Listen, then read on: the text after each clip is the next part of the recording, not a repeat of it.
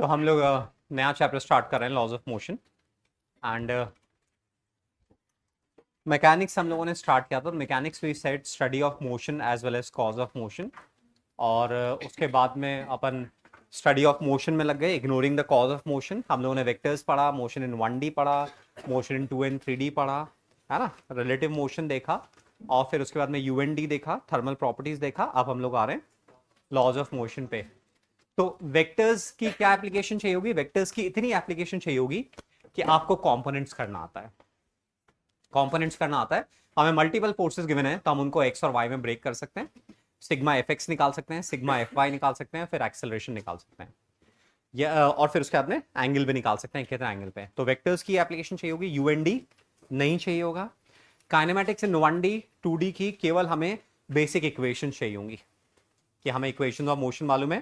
Component notation में Vx बराबर ux plus AT, delta x बराबर UXT plus half AXT square equations मालूम है, उनको यूज में लेना आना है। रिलेटिव मोशन बेसिक अंडरस्टैंडिंग चाहिए होगी, बाकी कुछ ज्यादा नहीं चाहिए होगा। प्रोजेक्टाइल मोशन नहीं चाहिए होगा, मैं मोशन इंक्लाइन नहीं चाहिए होगा। तो बस बेसिक कॉन्सेप्ट चाहिए होंगे। जैसे जैसे हम आगे बढ़ेंगे ना, अभी तो क्या होगा, चैप्टर्स पूरे अभी रिसेंट जो चैप्टर्स अपन ने किए उसे जो एग्जाम होता है, चैप्टर्स नहीं, जो टेस्ट होते हैं हमारे, काइनेमेटिक्स पढ़ी तो काइनेमेटिक्स पे बेस्ड ही क्वेश्चंस आएंगे। बट लेटेस्ट स्टेज पे 6 months down the line kinematics का हार्डली कोई क्वेश्चन होगा, तो फिर क्या पढ़े नहीं। ऐसे ही हो गया कि 6 स्टैंडर्ड में हम कभी ये नहीं सोचते हैं A कैसे लिखे, B कैसे लिखे, C कैसे लिखे। बट यदि ABC लिखना नहीं सीखे तो फिर वर्ड्स कैसे लिखेंगे, स्टेटमेंट्स कैसे लिखेंगे। तो वही सेम चीज है, अभी जो है वो ABC लिखना ही सीख रहे हैं। काइनेमेटिक्स, लॉज ऑफ मोशन, ये सब बेसिक चीजें हैं जो कि आगे के चैप्टर्स में काम आएंगी कॉन्सेप्ट्स की तरह। इन चैप्टर्स की प्रॉब्लम्स बहुत रेयरली अपन करेंगे, बट इन्हीं के थ्रू हमारा दिमाग फर्टाइल बनेगा, इन्हीं के थ्रू हमारी पढ़ने की आदत बनेगी। इसी से हमारा पूरा बेस तैयार हो रहा है। तो अभी जो मार्क्स आते हैं वो उतना इंपॉर्टेंट नहीं है। आप पढ़ाई कैसे कर रहे हो, आपका शेड्यूलिंग कैसे हो रहा है, आपकी लाइफ कितनी सिंप्लीफाई हो चुकी है। यदि आपको खाली छोड़ दिया जाए कि आज घर पे मम्मी पापा नहीं है और उन्होंने टैबलेट भी आपको दिया है, लैपटॉप भी आपको दिया है, फोन भी आपको दिया है, on with passwords, wifi on with password, सब कुछ दिया है, सब कुछ है, आप घर से बाहर भी जा सकते हो, आपको पैसे भी दिए हैं, आप पिज्ज़ा भी ऑर्डर कर सकते हो, कुछ और भी ऑर्डर कर सकते हो, कुछ भी खा पी सकते हो, कुछ भी कर सकते हो, है ना। तो अब 4 महीने के बाद, 3.5 महीने के बाद में ये आपका टेस्ट है कि आप क्या, ये आपका टेस्ट है, आपको अपना टेस्ट करना है ना।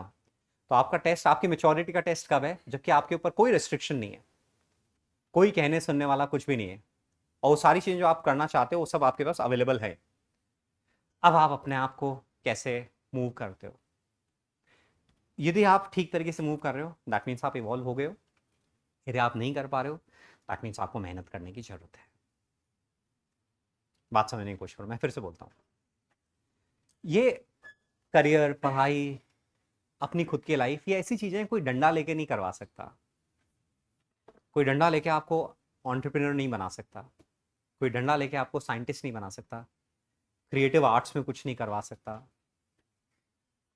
डंडा लेके केवल आप फौज में भर्ती हो सकते हो, with all due respect and regard, and that too at lower level.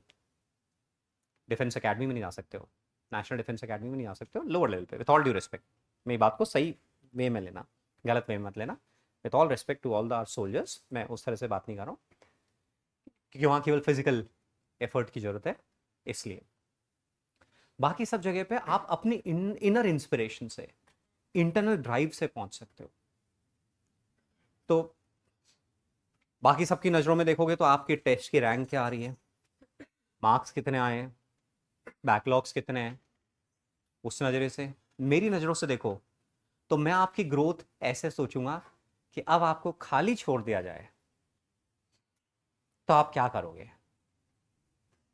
क्या आप अपनी लाइफ के लिए कंसर्न हो, मुझे क्या करना है, और या फिर आपका दिमाग उन्हीं सब चीजों में भटक रहा है जैसे पहले भटकता था। ये आपका टेस्ट है, इसको रोज अपना टेस्ट किया करो। उससे आपको मालूम पड़ेगा कि आप मेच्योरिटी कितनी गेन की हो। पढ़ाई लिखाई हम करा देंगे, आप बस मेच्योर हो जाओ, आप अपनी अवेलेबिलिटी ले आओ, आप मार्क्स वार्क्स की टेंशन मत करो, सब आएंगे, आएंगे आराम से आएंगे। आप बस अपनी अवेलेबिलिटी ले आओ कि आपका दिमाग फ्री है, आप खाली हो फिर भी आपका दिमाग सेंसिबली काम कर रहा है कि नहीं पढ़ने का टाइम है, नहीं वर्कआउट का टाइम है, नहीं जर्नलिंग का टाइम है, नहीं मेडिटेशन का टाइम है, नहीं बकवास नहीं, सेंसिबल बातों का टाइम है। ये आप कर पा रहे हो या नहीं कर पा रहे हो, ये आपको सोचना है। तो ये मैं आपको एक आज का असाइनमेंट दे रहा हूँ कि self maturity test, self test for maturity, ऊपर एक ब्लॉग बना के लिख लो, सेल्फ टेस्ट फॉर मेच्योरिटी। मेरे फिजिक्स के लेक्चर में लिख लो, लेक्चर 1 LOM डेट डाल लो, लेक्चर 1 LOM डेट जीजे लिख दो साइड में किन्होंने पढ़ाया, लेक्चर 1 LOM डेट। और आज का होमवर्क यही है, आप बैठो इत्मीनान से और देखो कि आपको खाली छोड़ दिया जाए, आपको जैसे आपको खाने पीने के लिए फ्री छोड़ दिया जाए, तू ले आ, तेरे को पैसे चाहिए ले ले, तेरे को जोमेटो करना है कर ले, आप क्या ऑर्डर करोगे?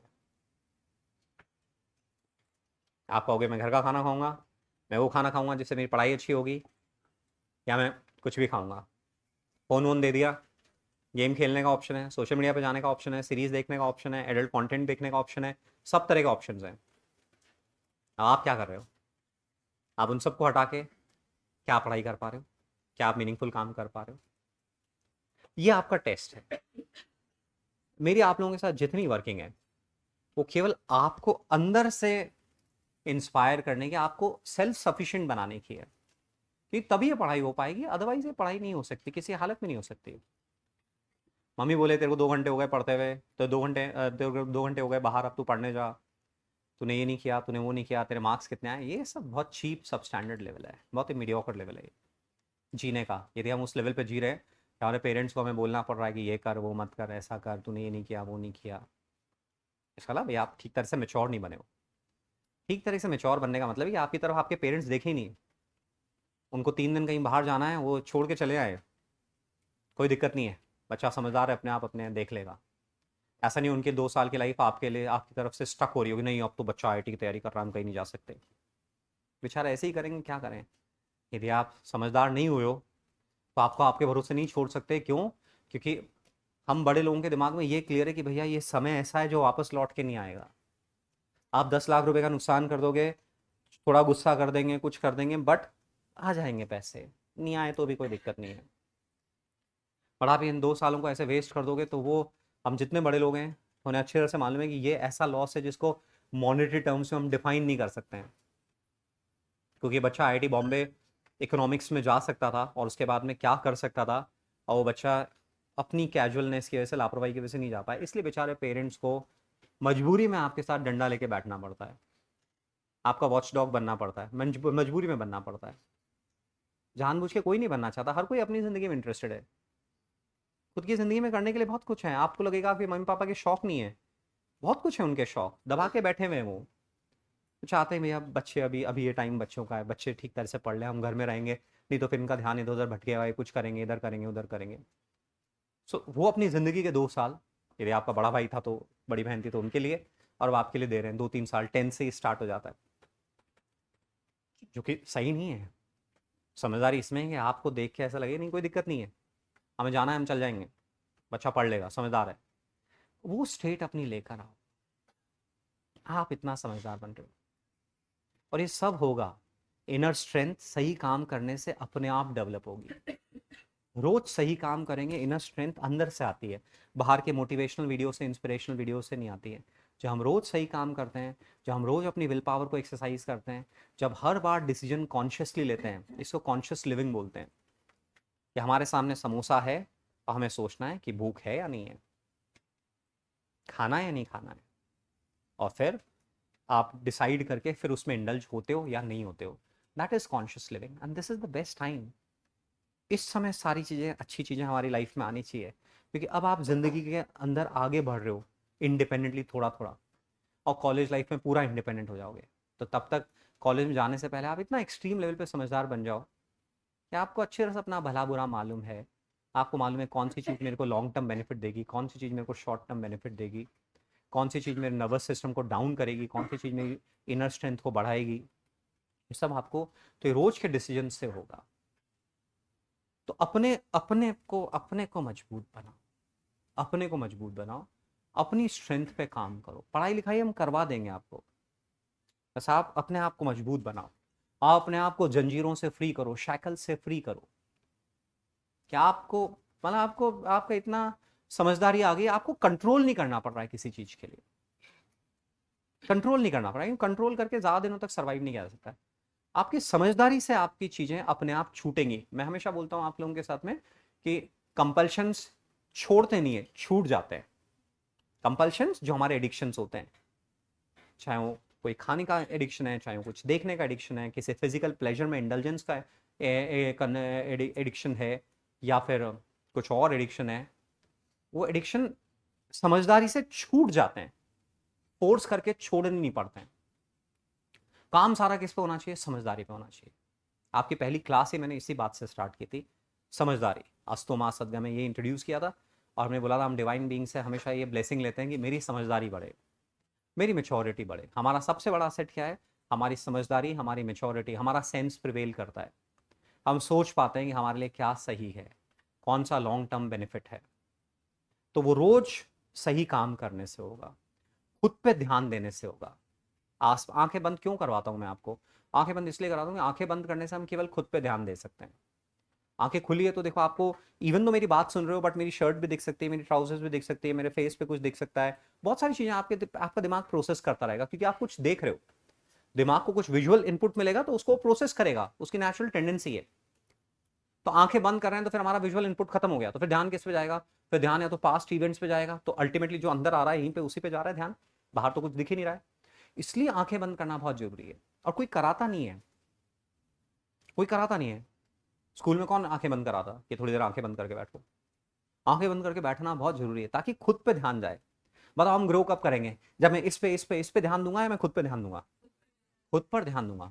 तो खुद पर ध्यान देने के लिए आंखें बंद करके बैठना होगा।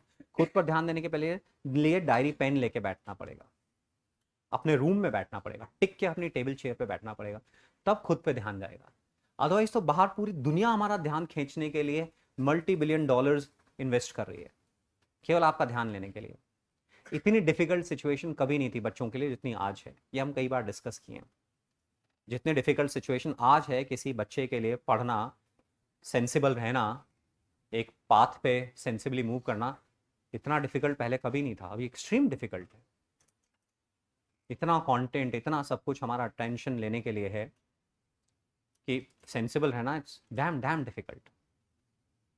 इसलिए थोड़ा लाइफ को रेस्ट्रिक्ट करना जरूरी है इस समय, कि अपन ऐसी चीजों के संपर्क में ही नहीं आए, संपर्क में ही नहीं आए। अब जियो पॉलिटिक्स बहुत शानदार टॉपिक है, बट आपको अपने कॉन्टेक्स्ट में देखना पड़ेगा कि आपके कॉन्टेक्स्ट में वो सही है क्या।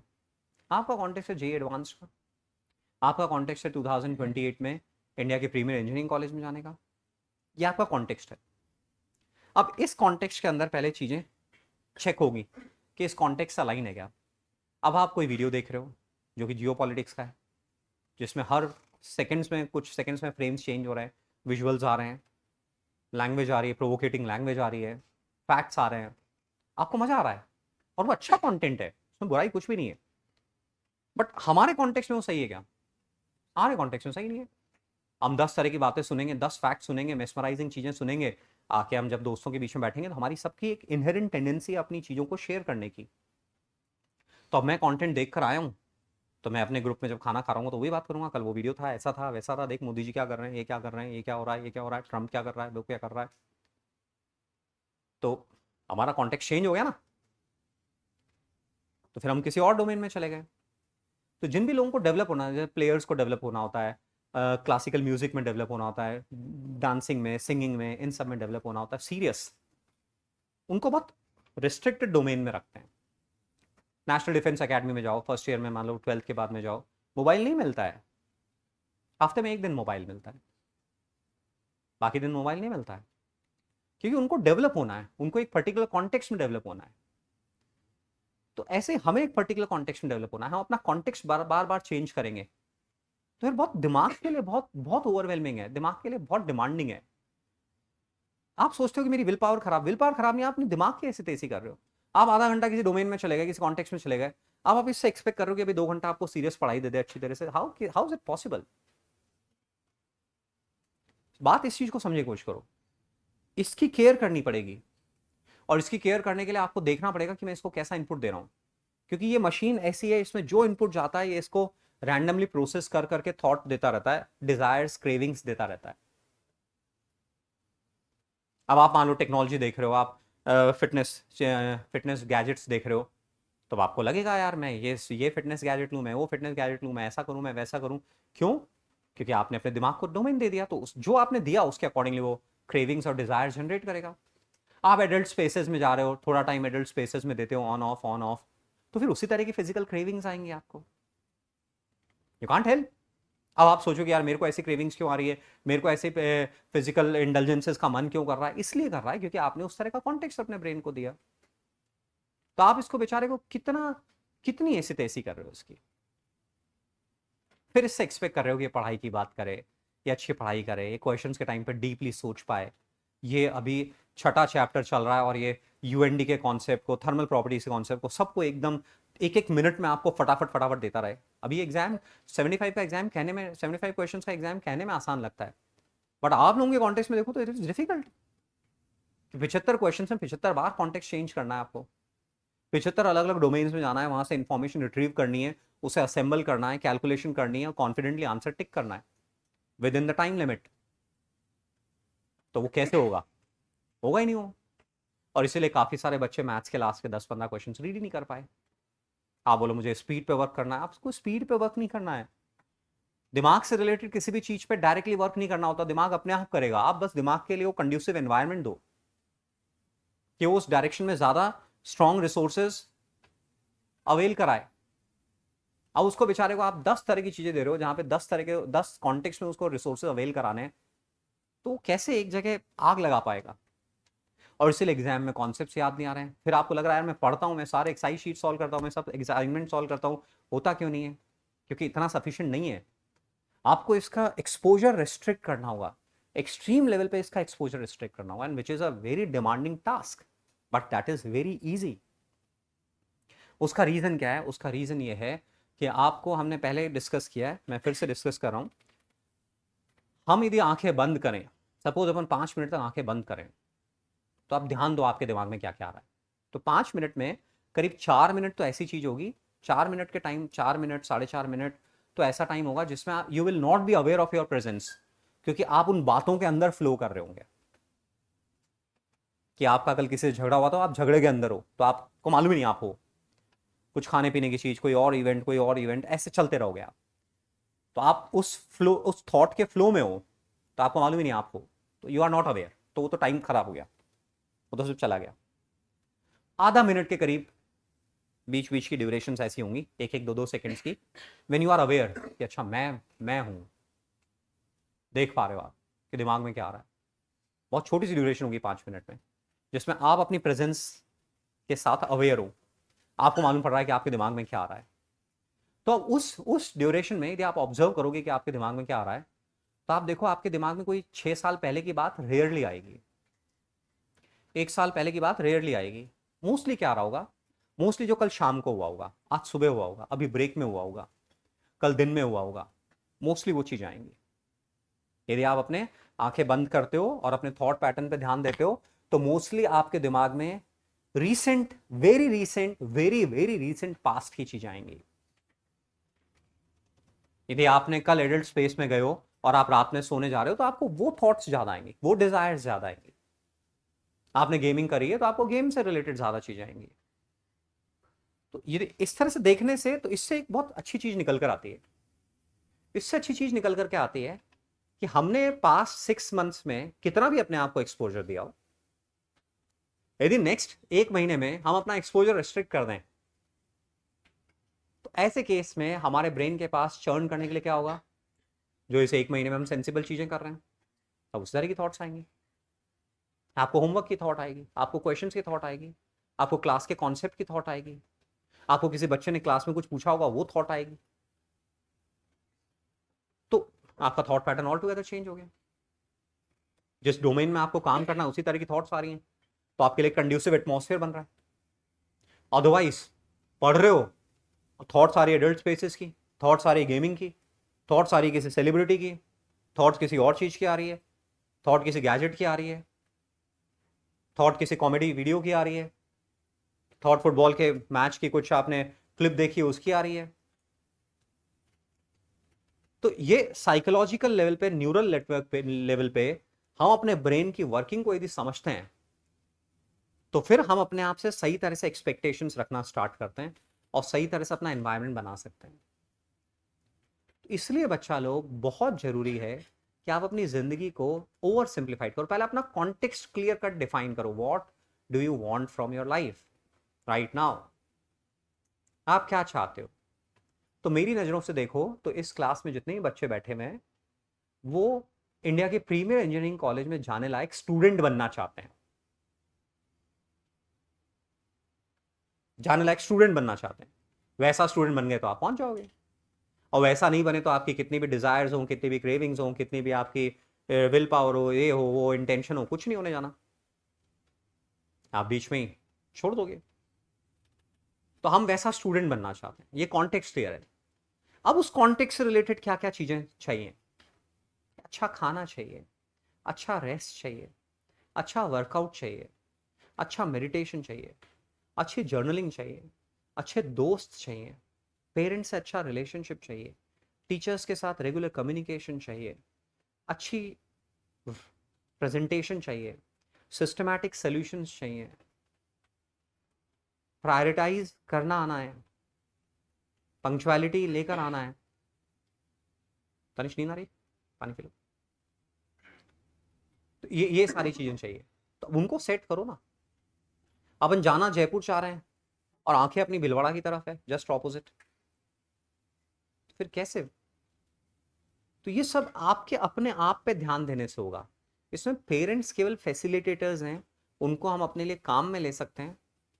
बाकी ये इस चीज से मुक्त हो यार, मैंने आपके साथ करीब इतने घंटे बिताए, इस चीज से मुक्त हो कि पेरेंट्स को आपको बोलना पड़ रहा है कि तू पढ़ाई कर, पेरेंट्स को आपका वॉच डॉग बनना पड़ रहा है। ये सही सिचुएशन नहीं। ऐसे बच्चे ज्यादा अच्छा नहीं करते हैं, लेट मी टेल यू। ऐसे बच्चे ज्यादा अच्छा नहीं करते हैं, ऐसे बच्चे सेलेक्ट होने के चांसेस कम होते हैं। बच्चे कौन सा अच्छा कर पाएंगे? जिनको पेरेंट्स को नहीं बोलना पड़ता है। क्यों नहीं बोलना पड़ता है? क्योंकि वो बच्चे समझदार हो गए हैं, उनको अपना भला बुरा मालूम है। मैं कभी किसी घर में ऐसा नहीं चाहूंगा कि वहां पे गैजेट्स में लॉक लगे हुए हों, पासवर्ड्स पे लॉक लगे हुए हों, रिमोट छुपाने पड़ रहे हो, ये करना पड़ रहा हो, वो करना पड़ रहा हो। क्या साला 16-17 साल के लड़के के साथ, लड़की के साथ ऐसी चीजें करो तो बहुत बहुत ही शेमफुल है, बहुत ही पथेटिक है। बट पेरेंट्स को करना पड़ेगा, क्योंकि उनको वो सारी चीज़ें करनी पड़ेंगी जिससे कि आप किसी तरह से रास्ते बने रहो, क्योंकि टाइम नहीं आएगा ना वापस, इसलिए उनको करना पड़ेगा। तो अपने पेरेंट्स को फ्री करो, अपनी लाइफ का रेन अपने हाथों में लो, माई लाइफ माई रिस्पॉन्सिबिलिटी। अपनी मेचोरिटी को बढ़ाने पे काम करो, कॉन्टेक्स्ट ठीक करो, एक्सपोजर ठीक करो। ये रोज का काम है, रोज का मतलब रोज का। इसमें एक दिन भी अपन इधर से उधर नहीं हो सकते। कोई दिन ऐसा नहीं जाना चाहिए जिसमें हम क्वेश्चन सॉल्व नहीं करते हैं। कोई दिन ऐसा नहीं जाना चाहिए जिसमें कि हमने लेक्चर्स टाइमली रिवाइज नहीं किए। एक एक दिन इंपॉर्टेंट है। हर decision, life is all about taking decisions, micro micro micro decisions. हमें डिसीजंस लेने होते हैं। क्या वो हम कंपल्सिव वे में, हमारा डिफॉल्ट नेटवर्क अपने आप ले रहा है, या हम सोच के ले रहे हैं? घर गए, खाने की टेबल पे पहुंच गए, अब डिफॉल्ट नेटवर्क अपना काम कह रहा है कि भाई टीवी खोल ले, मोबाइल चला ले, अखबार ले आ, ये डिफॉल्ट नेटवर्क है। आज की रिक्वायरमेंट कहती है कि आंखें बंद करो, 2 मिनट का ब्रेक लो, खाने के सामने बैठो, बिना खाना खाए पहले 2 मिनट बैठो ताकि अपनी कंपल्सिवनेस कंट्रोल हो, और उसके बाद खाने पे फोकस करते हुए खाना खाओ, अपनी स्ट्रेंथ डेवलप करो। लेट द माइंड वॉन्डर, उसको मत दो object, let the mind wander. आप खाने पे फोकस करो, जोर आएगा जोर आएगा जोर आएगा, बट धीरे धीरे आपका सेल्फ कंट्रोल आ रहा है, और ये रोज 3 बार हम कर पा रहे हैं। तो इतना अच्छा टूल है हमारे पास में जिससे हम अपने आप को डेवलप कर सकते हैं। तो कंपल्सिवनेस किसको बोलते हैं? कंपल्सिवनेस होती है कि हमारा दिमाग ट्यून्ड है कि इस टाइम पे यही होगा। जैसे कंपल्सिवनेस है कि भाई पिछले 10 सालों से संडे के दिन हम सुबह लेट उठे। हाँ, दिमाग में बहुत डीप पैटर्न बना हुआ है, वायरिंग हो रखी है। आज संडे है, आज लेजर टाइम है, आज आराम से उठेंगे, आराम से सब काम आराम आराम से करेंगे कि आज छुट्टी है। ये कंपल्सिवनेस है। और आज की रिक्वायरमेंट क्या है? आज की रिक्वायरमेंट है कि संडे को आप 1 घंटा ज़्यादा सो जाओ। इट इज़ ओके, आपको सोना का अच्छा लगता है तो 1 घंटा ज़्यादा सो जाओ, बट फिर with in half an hour आप 45 मिनट्स पढ़ने बैठो। संडे का मतलब है पूरे वीक की पढ़ाई को सिस्टमेटाइज करना, अरेंज करना, कहाँ कहाँ गैप्स हैं, कौन कौन से होमवर्क पेंडिंग है, पूरे वीक का वो मैनेजमेंट देखना है और नए वीक के लिए प्रिपेयर करना है। नए वीक की मैक्रो प्लानिंग हो रही है कि नए वीक में हम क्या क्या करेंगे। एक होती है माइक्रो प्लानिंग जो डे टू डे होती है, एक होती है मैक्रो प्लानिंग जो पूरी वीक की होगी, पूरे फोर्टनाइट की होगी, या एक टेस्ट से दूसरे टेस्ट के बीच की होगी। क्योंकि आप यदि रोज माइक्रो प्लानिंग करोगे तो माइक्रो प्लानिंग में तो केवल आज का जो लेक्चर है, आज का होमवर्क है, वही रहेगा। और मैक्रो प्लानिंग में क्या होगा, आप सोचोगे कि मेरे को आज रिलेटिव मोशन की थ्योरी रिवाइज करनी है आधा घंटे में, आज मेरे को एटॉमिक स्ट्रक्चर का ऑर्बिटल वाला पूरा पार्ट फिनिश करना है। आप सोचो बस रोज का रोज पढ़ के, रोज का रोज होमवर्क करके काम हो जाएगा? नहीं, पीछे का भूलते जाओगे आप। तो आपको मैक्रो प्लानिंग में लेना पड़ेगा।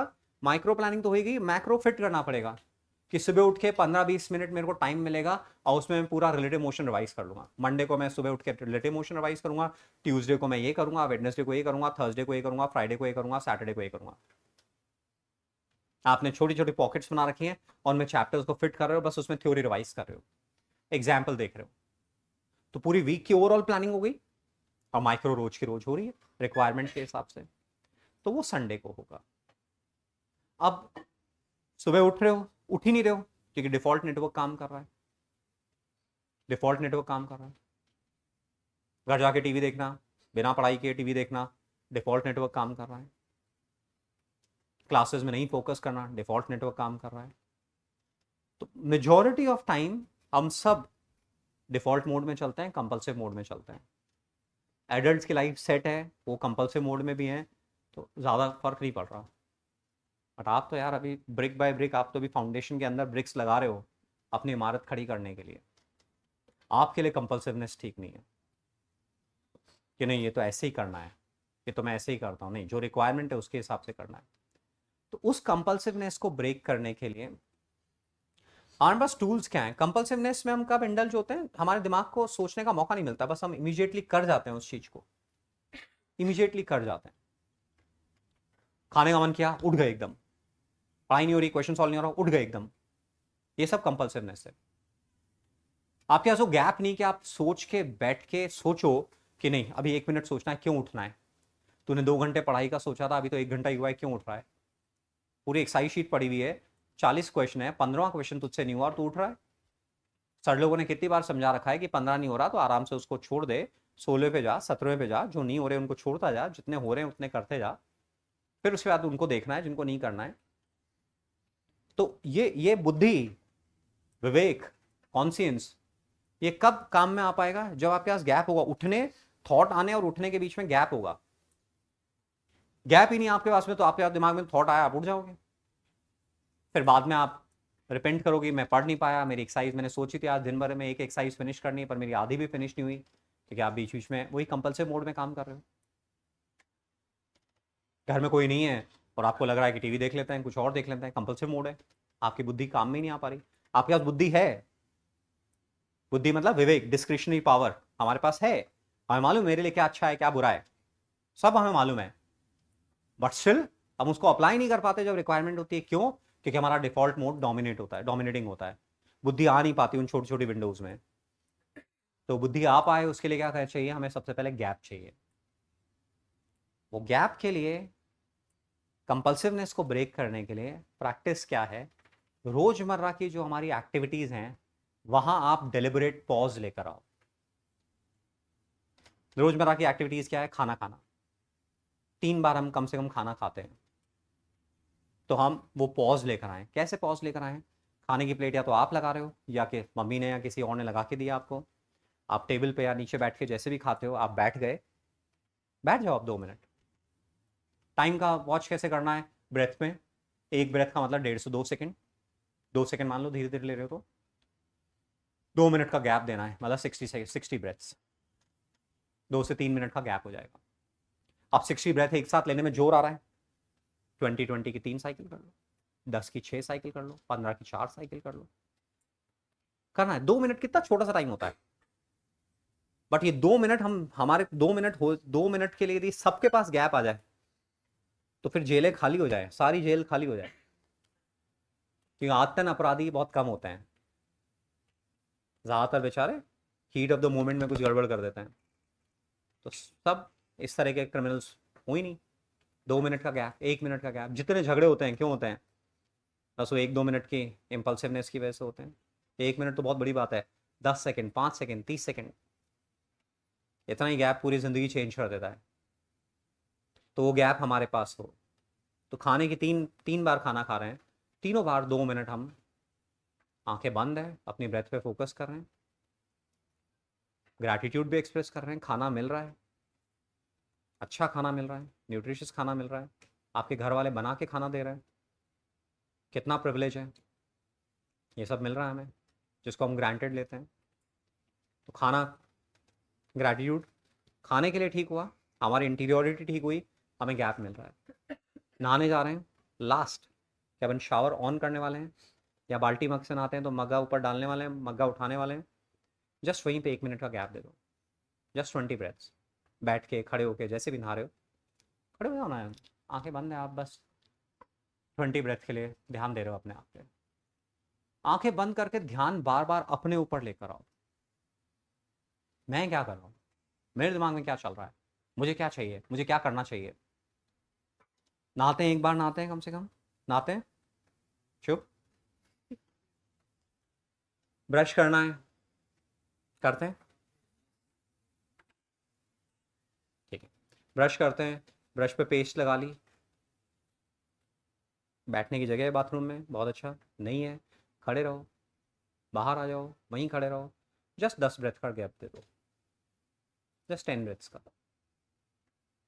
मतलब कि 30 सेकेंड, 20 से 30 सेकेंड। मतलब अपन अपनी वो कंपल्सिवनेस को, अपनी इम्पल्सिवनेस को हटाना चाहते हैं। हम चाहते हैं हर जगह हम सोच के काम करें, डिसाइड करके काम करें, और उस सोचने के लिए पहले आपके पास गैप अवेलेबल होना चाहिए, गैप नहीं होगा तो आप सोच नहीं पाओगे। तो ये आपके लिए इतना खतरनाक वेपन हो जाएगा कि आपसे गलतियां बहुत कम होने लगेंगी, क्योंकि गलतियां सारी इंपल्सिवनेस, गलती होने का मतलब क्या है कि आपने बिना सोचे कुछ काम किया, ज्यादातर कॉन्टेक्स्ट में सोचा क्यों नहीं, क्योंकि इंपल्सिवनेस थी। ज़्यादातर केसेस में यदि सोच पाए तो गलती होने के चांसेस बहुत कम हो जाते हैं। तो किसकी लाइफ बेटर हो रही है, आपकी बेटर हो रही है। और यही सब करने से अंदर से एक सेल्फ अश्योरेंस आता है, सही काम करने से, सही डिसाइड करने से खुद में कॉन्फिडेंस आता है। फिर आपको चेहरे को बार बार देखने की जरूरत नहीं होगी मिरर में, क्यों, क्योंकि आप वैसे ही अपने आप से खुश हो, वैसे ही अपने आप से खुश हो, आपकी सेल्फ एस्टीम अंदर से बेटर है, अपने आप आता है वो अंदर से कि आप खुद के साथ खुश हो, आप खुद का रेस्पेक्ट करने लगे हो, खुद के साथ अश्योरेंस आ रहा है, आपको ये एक अश्योरेंस, एक फीलिंग आ रही है कि यार कोई भी सिचुएशन होती है मैं सोच के काम करता हूँ, मैं कर लूँगा उस सिचुएशन जो होगा। तो टेस्ट में जाने से पहले घबराओगे नहीं, क्योंकि अब आपको अंदर अश्योरेंस है कि मेरे पास गैप है, कोई क्वेश्चन नहीं होगा, मैं अपनी बुद्धि बीच में लाऊंगा, सोचूंगा कि क्या करना है। इमोशंस आप पे और हावी नहीं होंगे कि क्वेश्चन, 2 क्वेश्चन सॉल्व नहीं हो रहे और घबरा रहे हो क्या करें, और पेपर स्पॉइल करके आ गए, वो आपके साथ नहीं होगा, क्योंकि आपके पास वो गैप है जहाँ पे कि आपके इमोशंस इवन अंदर बिल्ड हो रहे हैं, बट आप अपना चार्ज खुद के हाथ में ले रहे हो, भाई क्या फर्क पड़ रहा है, 3 क्वेश्चन नहीं हो रहे तो क्या हो रहा है, 75 क्वेश्चन है, तेरे को तो बस लास्ट तक रीड करने हैं, जितने हो रहे हैं उतने फिनिश कर। रोज अपने साथ कम्युनिकेट भी करते हो तो अंदर वाला वो बात सुन रहा है और आप अपनी बात कर पा रहे हो। तो दिस इज द वे जिसमें कि हम अपनी कंपल्सिवनेस ब्रेक कर सकते हैं। केवल सोचो कि मैं विल पावर बढ़ा लूँ, मैं विल पावर बढ़ा लूँ, नहीं बैठेगा, क्योंकि न्यूरल लेवल पे है ये, दिमाग के लेवल पर है, तो आपको ट्रेन करना पड़ेगा। ट्रेनिंग के लिए रोज हम ऐसे 6-7 बार अलग अलग कामों में कर पा रहे हैं। पढ़ाई करने बैठते हैं, हम गैप दे ही रहे हैं, हम पढ़ाई का प्रोटोकॉल फॉलो कर रहे हैं। आरजी मान लो मैं, मेरी क्लास फिनिश हो गई, अब आपको उठना है, 10 ब्रेथ का गैप दे दो। अब आप ना नॉर्मल काम कर रहे हो कि कोई आपको वॉच भी नहीं कर पाए कि आप क्या कर रहे हो। आप अपनी कॉपी आराम से बंद कर रहे हो, आप ना पेन बंद कर रहे हो, आप अपने बैग को इधर उधर कर रहे हो, किसी को मालूम नहीं पड़ रहा आप क्या कर रहे हो, बट आपका कॉन्शियसली ध्यान कहाँ पर है? खुद पर। आप अपनी ब्रेथ काउंट कर रहे हो। तो हर क्लास के पहले, हर क्लास के बाद में जस्ट 10-10, 15-15 ब्रेथ, 30 सेकेंड, 1 मिनट। तो दिन भर में ऐसे मल्टीपल टाइम्स आप अपने नर्वस सिस्टम को कूल डाउन कर रहे हो, उसको इंपल्सिवनेस से हटा रहे हो। तो फिर आपका दिमाग शांत होगा। हमें क्यों बाहर इंटेलिजेंसेस की रिक्वायरमेंट होती है? क्योंकि अंदर रेस्टलेसनेस बहुत ज्यादा है, खुद के साथ उतनी खुशी नहीं है, खुद के साथ उतना हैप्पी नहीं है। तो बाहर से कुछ चाहिए, इससे प्लेजर, इससे प्लेजर, इससे प्लेजर, कोई हमें खुश कर दे। हम कॉमेडी वीडियो देख लें तो हम खुश हो जाएं, हम सीरीज देख लें तो हम खुश हो जाएं, हम कुछ और खा लें तो हम खुश हो जाएं, क्योंकि अपने साथ उतना हैप्पीनेस इंडेक्स, अपने साथ उतना बढ़िया रिलेशन नहीं है। तो जैसे जैसे ये चीजें करोगे, आपका खुद पे ध्यान जा रहा है, आप हर चीज सोच समझ के कर रहे हो, आपका खुद से रिलेशन बेटर होगा। And that is the real maturity, कि आप चीजें सही सोच समझ के कर रहे हो। और विद इन 1 मंथ 2 मंथ्स आपके पेरेंट्स फ्री हो जाए, छोड़ो इस बच्चे को, देखना ही तूने क्या होमवर्क किया, तेरे क्या मार्क्स आए, क्योंकि मालूम है कि ये कर रहा है अपने। टीचर सेंसिबल हैं, सिस्टम सेंसिबल है, बच्चा कर रहा है, आप कोई दिक्कत नहीं है, ये किया आ सकता है। तो ये सब प्रैक्टिस करने से होगा। बिना प्रैक्टिस के अपन केवल सुन के बैठ जाएं, कुछ नहीं होगा। मैंने आपको पहले की क्लास में बता रखा है, ये सब बहुत डीप पैटर्न्स हैं हमारे, बहुत डीप पैटर्न्स हैं आपकी। हमेशा मैंने आपको बोला, आपकी जंग किसके साथ होती है? ओल्ड सेल्फ की न्यू सेल्फ के साथ में। ओल्ड सेल्फ बहुत स्ट्रांग है, बट ओल्ड सेल्फ से इस पढ़ाई में सर्वाइव नहीं कर पाओगे। ओल्ड सेल्फ इस पढ़ाई में सर्वाइव नहीं करने देगा। कुछ बच्चों के पास by the grace of God, उनकी अपब्रिंगिंग की वजह से ऑलरेडी उनका हायर सेल्फ डोमिनेटिंग है, कि वो सेंसिबली काम कर लेते हैं रोज। उन्होंने भी कुछ ऐसा नहीं कि फोर्स करके किया है, वो अपने आप हो गया उनके साथ में bye the grace of God. But बाकी लोग पुश करके कर सकते हैं, सही सही टूल्स अप्लाई करके कर सकते हैं। तो ऐसा मत सोचो कि क्लास के टॉप 5 बच्चे तो बस ये तो करते, ये तो है, हम नहीं कर सकते। हर कोई कर सकता है, क्योंकि इंटरनल मैटर है, ये एक्सटर्नल मैटर नहीं है। ये हाइट नहीं है कि उसकी तो है 6 फीट, मेरी तो हो ही नहीं सकती। ये आपका इंटरनल है। इंटरनल वर्ल्ड सबके लिए कॉमन है, इंटरनल पॉसिबिलिटी सबके लिए एक जैसी है, उसमें कोई प्लस माइनस नहीं है कि एक के पास ज्यादा है चांसेस। हम सब कर सकते हैं, बस रोज अपन सही तरह से टूल अप्लाई करें। तो आज एक ही बात पे, कि अपन अपनी कंपल्सिवनेस समझ पा रहे हो, इंपल्सिवनेस समझ पा रहे हो, और वही हमारे लिए डिट्रीमेंटल होती है। मोस्टली मिस्टेक्स उसी वजह से होती है। हम यदि हर जगह हम 1-1, 2-2 मिनट बाय करके वहां पे अपनी बुद्धि को यूज में लेके सोच पाए कि अभी क्या काम करना है, और बाद में सोचना भी नहीं पड़ेगा, क्योंकि रैशनल ब्रेन इतना डोमिनेटिंग हो जाएगा कि आपको सोचना ही नहीं पड़ेगा। और वो जो इंपल्सिव ब्रेन है, वो भी रैशनल ब्रेन का कॉपरेट कर, ये दोनों इंटीग्रेट होने लगेंगे फिर धीरे धीरे। क्योंकि जब आपने कुछ कंट्रोल किया, आपको गेमिंग का शौक है, आपने कंट्रोल किया, और कंट्रोल करने के बाद में आप खुश हुए, तो इंपल्सिव ब्रेन यही तो चाहता है आप खुश रहो। पहले खुशी गेमिंग से मिलती थी, अब खुशी गेमिंग नहीं करके मिल रही है, तब नया पैटर्न बन रहा है अंदर कि गेम नहीं करना खुशी है। तो ये दोनों आपस में इंटीग्रेट, फिर आपको फोर्स ही नहीं करना पड़ रहा अपने आप को, अपने आप ही वो चीज हो रही है, क्योंकि दोनों इंटीग्रेट हो गए आपस में, एक ही कॉज के लिए दोनों काम कर रहे हैं। थोड़े दिन तक फाइटिंग रहेगी, बाद में तो फिर एफर्टलेसली होने लगेगा। महीने 2 महीने बाद में जो लोग ऑलरेडी फॉलो कर रहे हैं वो अभी तक एफर्टलेसनेस में आ चुके होंगे, और जो अब फॉलो करेंगे 1-2 महीने में एफर्टलेसनेस में आ जाएंगे, कि आपको सोचना नहीं पड़ रहा, अपने आप सही काम हो रहे हैं। बस तब तक थोड़ा फोर्स करो, थोड़ा ठीक तरीके से प्रैक्टिस करो। तो क्या हम इस बारे में एक छोटा सा राइटअप लिख पाएंगे? हाँ, क्या लिख रहे हैं अपन? Compulsiveness and deliberate pause in daily chores, deliberate pauses in daily chores, daily activities. Bathing हो गया, ईटिंग हो गया, सेल्फ स्टडी हो गया, क्लासेस हो गया।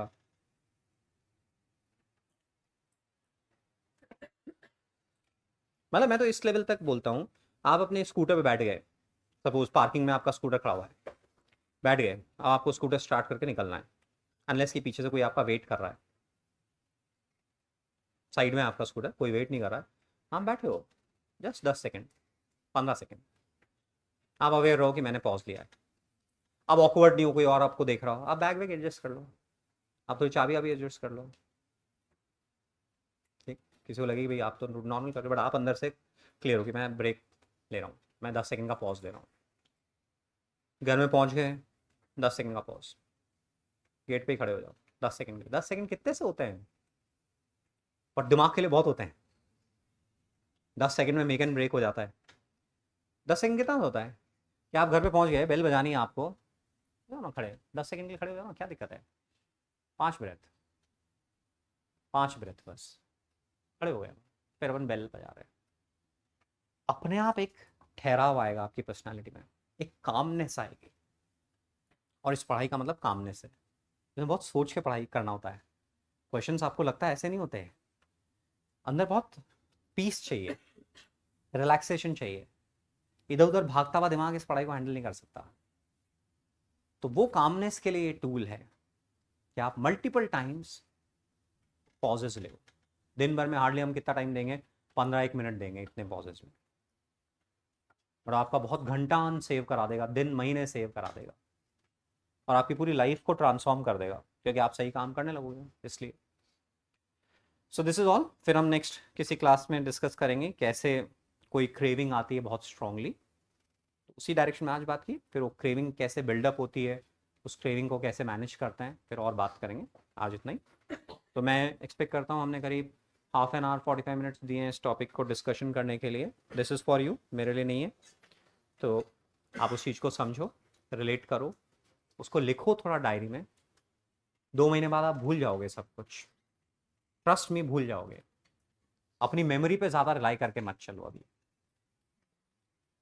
सिस्टम ऐसे बनाओ कि बार बार उस पर ध्यान चले जाए, मेमोरी के भरोसे मत रहना। मेमोरी तो इतनी नई नई चीज़ें आती है कि अपन भूल जाते हैं, और ओल्ड पैटर्न इतना स्ट्रांग है कि 15 दिन किया फिर से भूल गए अपन। तो कहीं लिखा हुआ होना चाहिए। रूम में एक A4 साइज के पेज पे जस्ट अच्छे से कलर में आप प्रिंट निकाल के लिख दो, deliberate pause practice, deliberate pause practice, या जस्ट पॉज प्रैक्टिस लिख। रूम में लगा हुआ है, आपका उठते बैठते ध्यान जाता है क्या है पॉज प्रैक्टिस। घर में कोई चीज जितनी बार बोलोगे, जितनी बार लिखोगे, जितनी बार सुनोगे, तो सबकॉन्शियस के अंदर सीप होगी, तो फिर नया पैटर्न बनेगा। अभी जो सुन रहा है वो कॉन्शियस ब्रेन सुन रहा है, उसका घर पे वर्किंग में कोई काम नहीं है, कुछ भी काम नहीं है उसका। एग्जाम में कॉन्शियस ब्रेन का कोई काम नहीं है, सब सबकॉन्शियस लेवल पे होता है। कोई भी स्पोर्ट खेलते हैं, सब सबकॉन्शियस लेवल पे होता है। पूरी ड्राइविंग सबकॉन्शियस लेवल पे होती है। आपके सामने कोई आ गया, आप सोच के ब्रेक लगा ही नहीं सकते हो, तब तक तो भिड़ जाओगे। ये अपने रिएक्शन टाइम में समझा था। बॉल 150 किलोमीटर पर आवर से आ रही है, इतनी फास्ट बॉल आ रही है, आप सोच के डिसीजन लो कि मैं इसको इधर खेलूं या उधर खेलूं, तब तक तो बॉल आपको हिट कर जाएगी। सोचो आप, बेसबॉल है, क्रिकेट है, कितनी फास्ट बॉल आती है, क्रिकेट कितना डेंजरस गेम है। जिस स्पीड पे बॉल आती है आपकी बॉडी की तरफ, जो बैट्समैन नहीं है उनकी तो आंखें बंद हो जाएगी। और ऐसे मोस्टली लोग ऐसे ही बैट घुमाते हैं जो नहीं खेलते हैं, कभी कभार खेलते हैं। इतनी फास्ट बॉल आती है, तो इतनी तेज जब कोई ऑब्जेक्ट हमारे पास आती है तो हमारा रिफ्लेक्स होता है आंखें बंद होने का, आंखें बंद हो जाती है। तो उतनी फास्ट बॉल आ रही है, और आप सोच के कि मैं इसको इधर खेलूं या उधर खेलूं, पॉसिबल ही नहीं है, नेक्स्ट टू इम्पॉसिबल है। फ्रैक्शन ऑफ सेकंड्स में वो सारा काम होना है। बॉल आ रही है, आपका अकॉर्डिंगली पोस्चर बनना है, अकॉर्डिंगली आपका बैट घूमना है। इतना फास्ट होता है ये सब कुछ, ये अपने आप होता है। किस लेवल पे? सबकॉन्शियस लेवल पे। एग्जाम में जो डिसीजंस होते हैं अपने आप होते हैं सबकॉन्शियस लेवल पे। तो मोस्ट सारी चीजें सबकॉन्शियस लेवल पे। घर में जो कुछ होता है सबकॉन्शियस लेवल पे। चिल्लाते हो सबकॉन्शियस लेवल पे, कोई सोच के थोड़ी चिल्लाता है, पापा ने अभी बोला मेरे को ये चिल्लाना है। सब कुछ सबकॉन्शियस लेवल पे, सारी कहानी सबकॉन्शियस लेवल की है। और सबकॉन्शियस को चेंज करना, ट्रांसफॉर्म करना, it's a dam difficult task. केवल सुन के नहीं होता, ये रिपीटेशन से होता है। तो इसलिए से आज मैंने बात की। अब बैठो अपने किसी एक पेरेंट के साथ में या दोनों पेरेंट के साथ में, डिस्कस विद इट। आपको किसी चीज को अच्छी तरह से एक्सप्लेन करना आना चाहिए। आप क्या ऐसे वर्कर बनना चाहते हो क्या जिसको कोई काम दिया और बस आप कर दो उसको और फिर आपको पेमेंट मिल जाए? आप कोई कंपनी रन करना चाहते हो क्या? Yes no? आप कोई बड़ा प्रोजेक्ट बनाना चाहते हो? हाँ? आप कोई ऑर्गेनाइजेशन रन करना चाहते हो, अथॉरिटी में रहना चाहते हो, या अकेले क्यूबिकल में बस आपको कोई काम दे दे, आप किसी से बोलो नहीं और चुपचाप आओ चुपचाप चले जाओ, ऐसे बनना चाहते हो? कैसा चाहते हो? एक साइंटिस्ट भी यदि है तो उसको 100 लोगों के साथ काम करना पड़ता है। अब वो जमाना गया कि एक साइंटिस्ट अकेला अपनी लैब में कुछ कर रहा है। बस अकेले काम कौन से होते हैं? आप फाइन आर्ट्स में हो कि पेंटिंग आप अकेले करोगे, 10 लोगों के साथ मिलकर नहीं करोगे पेंटिंग। मूवी बनानी तो आपको 50, 100, 150, 200, 500 लोगों के साथ कोऑर्डिनेट करना है। म्यूजिक में चलो ठीक है, कुछ सिचुएशन में पॉसिबल है कि आप अकेले काम कर सकते हो। अदरवाइज आपको जितना बड़ा लेवल पे सक्सेसफुल होना है, उतने ही ज्यादा लोगों के साथ आपको अपनी बात कन्वे करना आना चाहिए। आप चाहते क्या हो, आपके दिमाग में क्या है, और उसकी प्रैक्टिस अभी है। हमारा डिफॉल्ट पैटर्न, हमें बोलने में ज्यादातर लोगों को जोर आता है। मैं खुद भी उसी तरह का इंसान हूं कि मुझे बोलने में जोर आता है। आप बोले कहां जोर आता है, 1 घंटे से बोल रहे हो? ये अलग लेवल है, पर्सनल लाइफ अलग है। क्लास में ऑल टुगेदर डिफरेंट इंसान होता हूँ, बाहर अलग होता हूँ। तो मुझे बोलने में जोर आता है, अपनी बात एक्सप्लेन करने में जोर आता है, बट मुझे मालूम है कि इसके बिना काम नहीं चलेगा। आई ट्राई, जब से मुझे मालूम पड़ा, I try to break my patterns. तो जितने भी लोगों को ऐसे जोर आता हो बात करने में, कुछ एक्सप्लेन करने में, आप कट शॉर्ट करना चाहते हो, वो आपकी ग्रोथ के लिए डेट्रीमेंटल है। आप कॉलेज में जाओगे, आपको कुछ प्रोजेक्ट बनाना है, आप 10 लोगों के साथ मिलकर काम करोगे, आपको क्लियरली एक्सप्लेन करना आना चाहिए कि आप क्या चाहते हो। उसकी प्रैक्टिस अभी है। तो इसलिए अच्छा, घर में क्या है, घर में कोई कुछ स्टेक पे नहीं है, कोई रिकॉर्ड्स नहीं है, तूने ढंग से नहीं बोला, तूने अच्छे से समझाया नहीं, कुछ नहीं है। घर में जितना कर दो उतना अच्छा है। तो आज पापा मम्मी के साथ में बैठ के आप बात करो कि आज सर ने कंपल्सिवनेस वर्ड बोला, आप जानते हो क्या? वो कुछ बोल रहे हैं, फिर आप बताओ कि ये कंपल्सिवनेस मेरे कॉन्टेक्स्ट में बताया, आके टीवी देख लेता हूँ, ये कर लेता हूँ, वो कर लेता हूँ। अब वो 2-4 कमेंट बोलेंगे, अभी सुनो, नुकसान कुछ भी नहीं हो रहा। कुछ कमेंट करेंगे, किसी के घर में कुछ सरकास्टिक कुछ होगा, लेट इट बी देयर। आपको ऐसा इंसान बनना है कि सामने से कुछ भी आ रहा हो, आप पीसफुल हो, आप इतने स्मार्ट हो, मेरे को इससे क्या चाहिए, मैं वहां पे टिका रहूंगा। बड़े बड़े जो निगोशिएटर्स होते हैं वो क्या होते हैं? यही तो है, उनको दिमाग में मालूम है कि मुझे क्या चाहिए। अब जो चाहिए वो निकलवाने के लिए बात तो करनी पड़ेगी ना, इसकी बात सुननी तो पड़ेगी ना। ये कुछ भी बात करे, कुछ भी क्रैप करे, कुछ भी करे, सुनना पड़ेगा, तभी तो मैं अपनी बात रख पाऊंगा। अदरवाइज कैसे कट शॉर्ट करूंगा तो फिर कैसे आगे बात बढ़ेगी? तो आपके अंदर वो पेशेंस चाहिए कि सामने वाला बकवास कर रहा है, कुछ भी कर रहा है, बट आपको उससे काम है, तो पहले उसकी सुननी पड़ेगी। तो घर में भी ऐसा ही है कि आपको सुनना पड़ेगा। आप अपना ईगो ले आओ, मेरे को ऐसा कैसे बोल दिया, ये कैसे कर दिया, ये कर देते हैं, आप ज्यादा ग्रो नहीं करोगे। ज्यादा ग्रो करना है तो अपना ईगो बिल्कुल जेब में रखना पड़ेगा, बिल्कुल जेब में रखना पड़ेगा। तो घर में मम्मी के साथ बैठ के बात कर रहे हो, आज हमने क्लास में ये डिस्कस किया, सर ने ये बताया, और इस कंपल्सिवनेस को ब्रेक करना है। और उसको ब्रेक करने के लिए सर ने ये समझाया कि मल्टीपल टाइम्स ऐसे करना है। आपका क्या ओपिनियन है? कोई पेरेंट ऐसे नहीं बोलेगा नहीं इसमें टाइम खराब होगा, तू 2 मिनट आंखें बंद मत कर, खाना खा के फटाफट पढ़ने बैठ।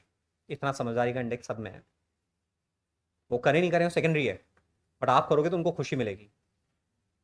इतना सब समझते हैं एडल्ट लोग कि 2 मिनट आंखें बंद करने के लिए बोला सर ने, नहाने से पहले 1 मिनट आंखें बंद करने के लिए बोला, पढ़ाई करने से पहले पढ़ाई का प्रोटोकॉल बोला है, 10-15 बार दिन भर में ऐसा करना है। सर ने बोला ये सब डीप पैटर्न्स हैं, ऐसे चेंज नहीं होते, आपको बार बार इनको डिस्कस करना होता है, सुनना होता है, लिखना होता है, पढ़ना होता है, सिस्टम बनाना होता है, तब वो चेंज होते हैं। दे एग्री, और वो खुश होंगे कि कोई आपको ढंग से गाइड कर रहा है। तो उनका एक अंदर से एक उनको एक पीस मिलेगी, एक कामनेस मिलेगी। एक पेरेंट अपने बच्चों को लेके एक्सट्रीम लेवल पे इनसिक्योर होते हैं। मतलब कोई 1000 में से एक पेरेंट होगा जो अपने बच्चे के लिए सेंस ऑफ सिक्योरिटी फील करता होगा। उसके लिए उनका खुद का इनर स्टेट बहुत डेवलप होना चाहिए, अदरवाइज हर कोई इनसिक्योर होगा। वो जेन्युइन है, वो जेन्युइन है। तो उनका सेंस ऑफ इनसिक्योरिटी कम होगी तो आप उनका ब्लड प्रेशर कम करवा रहे हो। उनकी डायबिटीज होने वाली है तो उसको रुकवा रहे हो। ब्लड प्रेशर, बीपी होने वाला, हाइपरटेंशन होने वाला, आप उसको कम करवा रहे हो। आप उनकी हेल्थ का ध्यान रख रहे हो, उनसे बात करके, उनको बता के कि आपको क्या करना है। हो सकता है आपके पेरेंट रिमोट वर्किंग में हो, कहीं डिफेंस सर्विसेज में हो, कहीं पे हो, वो अपना काम करते हैं, बट उनको ध्यान बैक ऑफ द माइंड ये रहता है कि आज आपने क्या किया।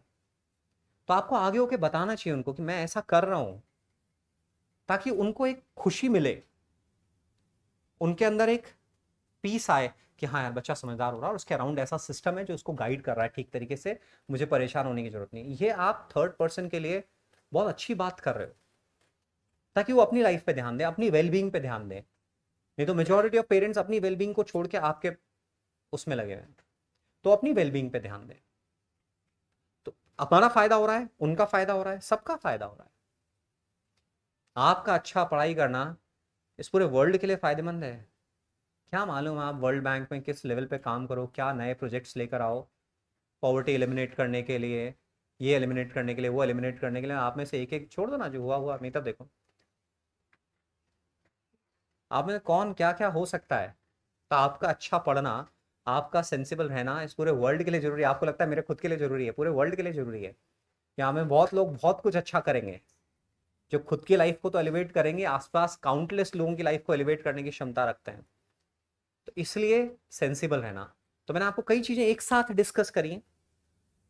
कंपल्सिवनेस को हमने डिस्कस किया, हमारा एक्सप्रेस करना क्यों जरूरी है, मैंने आपको समझाया। और हमारे अंदर पेशेंस होना क्यों जरूरी है, हमारा ईगो जितना छोटा उतना बेटर है। ऐसा ही आदमी ग्रो करेगा जिसका ईगो छोटा है, जिसको फर्क नहीं पड़ता साथ वाले ने क्या बोला, उसको तो अपने मतलब से मतलब है कि क्या काम करवाना है, शांत है, कोई फर्क नहीं पड़ रहा। अब साले मम्मी पापा की बात पे आप चिल्ला देते हो कि कोई वोल्केनो फट गया, तो फिर क्या आपका पेशेंस। टीनेज कोई टीनेज नहीं, टीनेज में ऐसा होता है, टीनेज में ऐसा कुछ नहीं होता। टीनेज टीनेज इतना वंडरफुल टाइम है, आप इतना अच्छी तरह से सेंसिबली अपने आप को कंडक्ट कर सकते हो। तो पेरेंट्स को ब्रीफ करना कि आप क्या कर रहे हो, क्या सोच रहे हो, उनसे डिस्कस करना। घर में एक ऐसा एटमॉस्फेयर बनेगा जहां पे हम सेंसिबली एक दूसरे से बात कर पाएंगे। फिर धीरे धीरे जो आप मेच्योरिटी से बात करोगे तो पेरेंट्स अपनी बातें आपसे शेयर करेंगे। They'll seek advice from you, क्योंकि you can give a fresh perspective to their problems, क्योंकि आप अभी बायस नहीं हो, प्रेजराइज नहीं हो आप। हम एडल्ट लोग बायस्ड होते हैं कि नहीं ये तो ऐसे होगा, ऐसे थोड़ी हो सकता है। But you are fresh life, अभी आपने ज़्यादा दुनिया देखी नहीं है, तो आप अपनी अपने सेंस से एकदम फ्रेश पर्सपेक्टिव दोगे, और कई बार उनके लिए बहुत काम का होगा कि हाँ ऐसे करना चाहिए। So will build a very good relationship अपने पेरेंट्स के साथ में, अपने सिबलिंग्स के साथ में, जो कि बहुत जरूरी है। कॉलेज में कुछ भी कंफ्यूजन हो, कुछ भी गड़बड़ हो, सबसे पहले पापा ध्यान आए, सबसे पहले मम्मी ध्यान आए, आप उनको बता सको। बट उसके लिए रिलेशनशिप बिल्ड करना पड़ेगा आपको। और उनकी वो, आप समझो जब भी पेरेंट आप पे गुस्सा कर रहे हैं, फ्रस्ट्रेट हो रहे हैं, सेंस करो कि वो क्यों हो रहा है, क्योंकि आपको लेके वो थोड़ा इनसिक्योर है। अब उनकी गलती है नहीं, आपने उस तरह की मेच्योरिटी शो ही नहीं करी अभी तक कि वो आपके साथ रिलैक्स हो जाए कि गलती हुई है, कोई बात नहीं, समझदार है, अपने आप कर ले। तो ऐसा नहीं उनका फॉल्ट है पूरा। तो आंखें बंद करने से, मेडिटेट करने से, जर्नलिंग करने से वो मेच्योरिटी आएगी, सामने वाले का पर्सपेक्टिव आप ले पाओगे, और उसके अकॉर्डिंगली आप फालतू में फ्रस्ट्रेट नहीं होगे। कितना टाइम बच जाता है अपना, झगड़े में कितना टाइम चले जाता है, फ्रस्ट्रेट होने में कितना टाइम चले जाता है। अब क्लास में दो लोगों का झगड़ा हो जाता है, अब जिस दिन झगड़ा लेके जाते हैं, झगड़ा करके जाते हैं, होते हैं रोज इंसिडेंट होते हैं, कभी इस क्लास में किसी, कभी किसी और क्लास में झगड़े होते हैं, तो क्या घर जाके पढ़ लेते हैं क्या अच्छे तरह से? नहीं ना, दिक्कत तो होती है ना। घर पे जाके चार चीजें ध्यान तो आती हैं, फ्रस्ट्रेशन तो होता ही है, गुस्सा तो आता ही है। तो किसका नुकसान हुआ? और अब देखो आज पुराने झगड़े को देखो तो कितना ट्रिवियल इशू था, कितना ही trivial। एक वीडियो में देख रहा था मैं 12th क्लास में, मैं मेरे को तो विश्वास नहीं हो बच्चे ऐसे होते हैं, इनको मैं पढ़ा के आता हूँ। वो पीछे वाले ने कुछ कमेंट किया, पीछे वाला कुछ पेन वेन पकड़ा रहा था, आगे वाले ने कुछ उसको छोटा मोटा लूज कमेंट किया, और वो धाम धम धम धम, मतलब 10 सेकंड में तो मारपीट हो गई है। और उन बच्चों को मैं रोज पढ़ाता हूँ, विश्वास नहीं हुआ ये वही बच्चे हैं क्या। अब मारपीट करके, गालियां दे के, एक दूसरे को धमकी दे के, बाहर आ जा दिखाता हूँ तेरे को। अब क्या आप पीसफुली घर पे जाके पढ़ लोगे क्या? नहीं ना, आपका पूरा दिन खराब होगा। चार दोस्तों से बातचीत करोगे, बाहर भी वही बातचीत होगी, दूसरे लोग मजे लेंगे, पूरा टाइम ऐसे ही चलेगा। क्या हुआ, हमने अपने पूरे एनवायरनमेंट को ही स्पॉइल कर दिया। 2-3 दिन खराब हो गए, फिर वापस पढ़ाई में मोमेंटम गेन कर रहे हैं। फिर किसी और रीजन से मोमेंटम ब्रेक हो गया, फिर गेन कर रहे हैं, फिर ब्रेक हो गया, ऐसे नहीं। हमारा कर्व चले स्लोली, बट चले ऊपर की तरफ ही, चले ऊपर की तरफ ही, चाहे कितना ही स्लोप कम है, बट चले ऊपर की तरफ ही, क्योंकि हम ऊपर जा रहे हैं। तो ये सब चीजें ठीक तरीके से होंगी।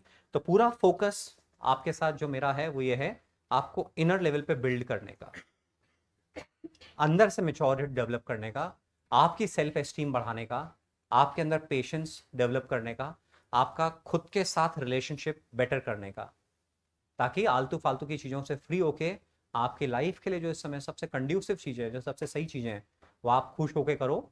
और मैं ऐसा स्टूडेंट चाहता हूँ आइडियली जिसको एग्जाम में जाने से पहले डर नहीं लगे, क्योंकि वो बहुत दूर तक देख पाता है। इतनी काउंसलिंग मैं आपकी करूँगा 1.5 साल में कि मैं आपको बहुत अच्छा विजन दे सकूँ कि करियर का मतलब क्या होता है। बट वही लोगों के साथ समझ पाएंगे जो कि मेच्योर होंगे, बाकी नहीं समझ पाएंगे। तो एग्जाम में जाने से पहले आपको डर नहीं हो, हल्का फुल्का डर रहेगा, बट उस अंडर करंट को आप एक्नॉलेज करते हुए खुश होकर एग्जाम देने जा रहे हैं। आपको मालूम है कि क्या होना है, एग्जाम के क्या वेरियस आउटकम्स आ सकते हैं, उनसे क्या रेपरकशंस होंगे और फिर मेरी क्या डायरेक्शंस होंगी। ऐसा आप ब्रॉडली सोच पा रहे हो। जब बिना डरे जाओगे तो 10-15 क्वेश्चन तो ऐसे एक्स्ट्रा कर आओगे जितना आपको आता है ना। एग्जाम बहुत स्पॉन्टेनिटी चेक करता है, एग्जाम बहुत स्पॉन्टेनिटी चेक करता है। आईआईटी का एग्जाम, ऑप्शन से कई चीजें दिखती हैं, पर उसके लिए माइंड रिलैक्स होना चाहिए, पीसफुल होना चाहिए। डरे डरे में तो कुछ नहीं हो पाता, डरे हुए में तो डर हटेगा, हम एग्जाम के लिए सही तरह से तैयार हो रहे होंगे। तो हम 2 मिनट के लिए आंखें बंद करेंगे, फिर हम टॉपिक स्टार्ट करेंगे।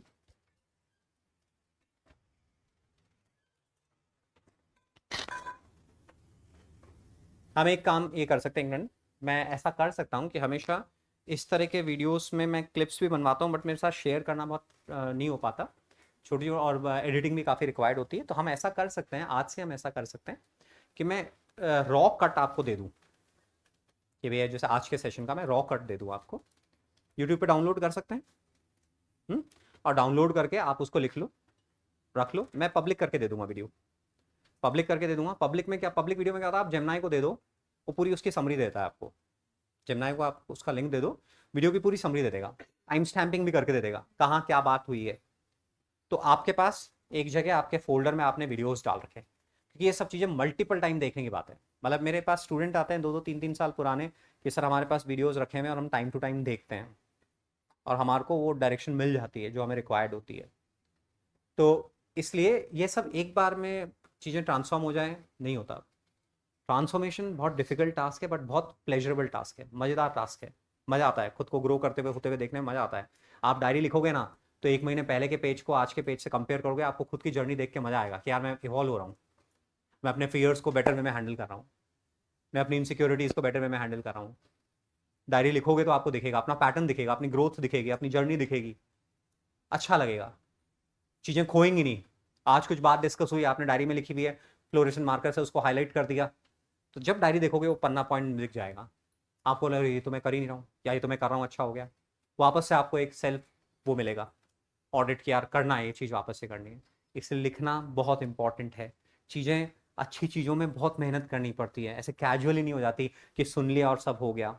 इतना आसान होता तो दुनिया कितनी खुशनुमा होती, कितनी खुशनुमा होती, यदि बस ढंग की चीज़ें सुन के और लोग ट्रांसफॉर्म हो जाते। तो विलिंगनेस चाहिए, सही टूल्स चाहिए, रिपीटेड प्रैक्टिस चाहिए।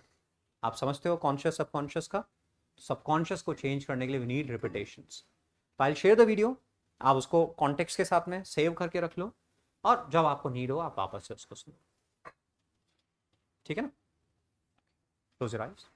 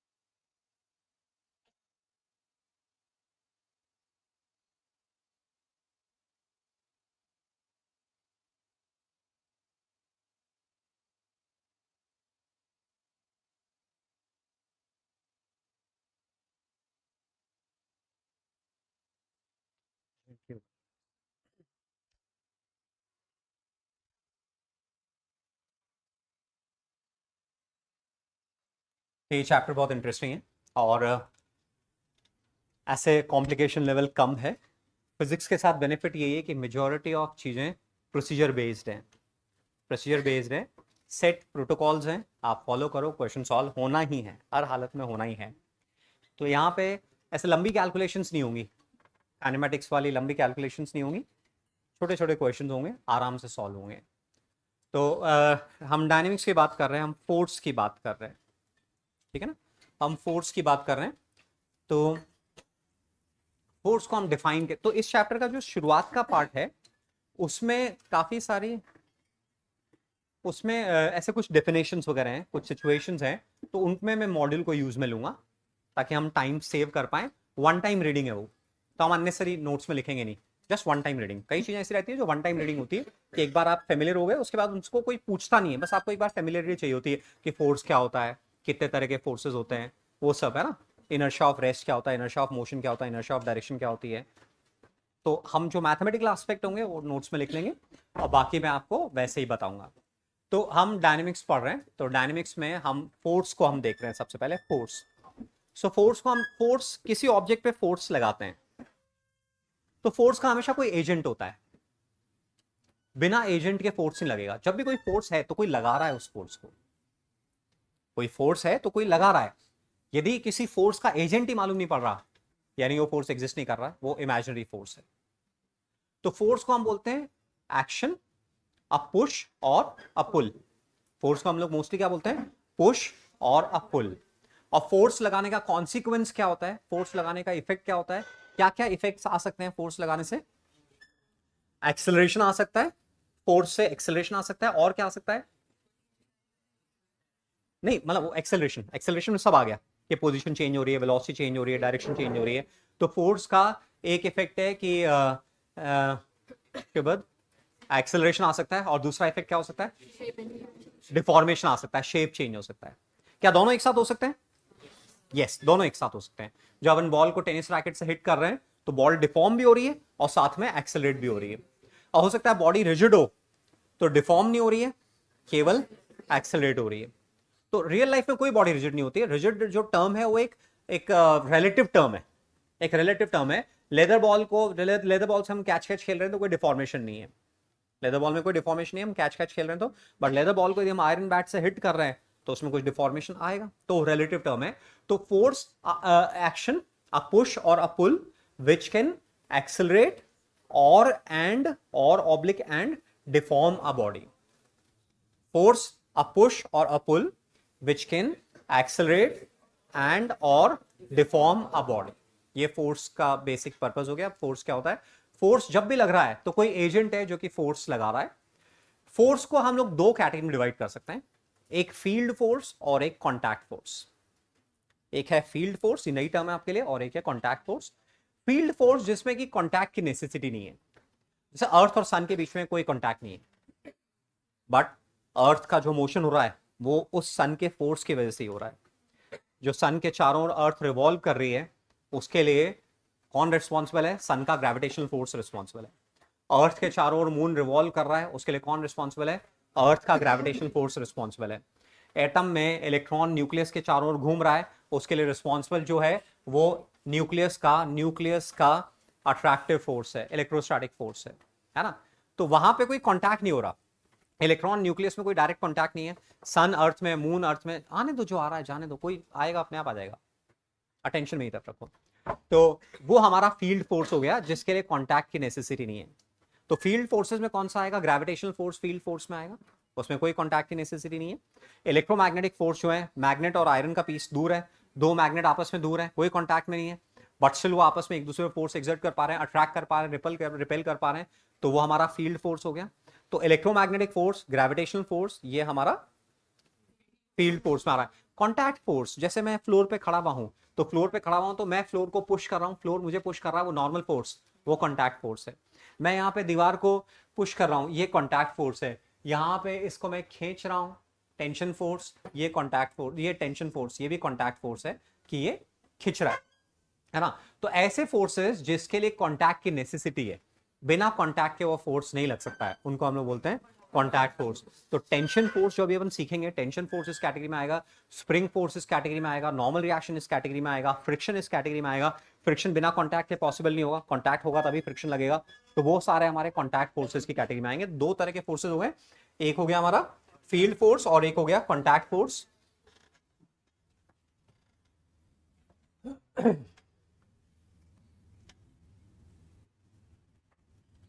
तो फोर्स को हम लोगों ने डिफाइन किया,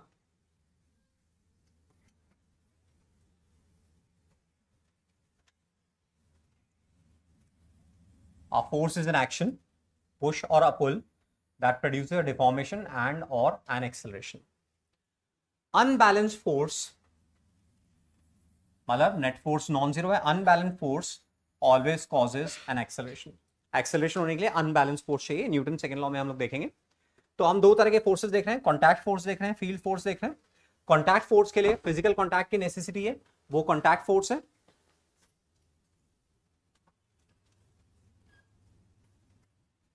ओके, तो कॉन्टैक्ट फोर्स, फील्ड फोर्स, ये दो फोर्सेस देखें। अब हमारे पास आता है सुपरपोजिशन ऑफ फोर्सेस, तो हम नोट्स में लिखेंगे।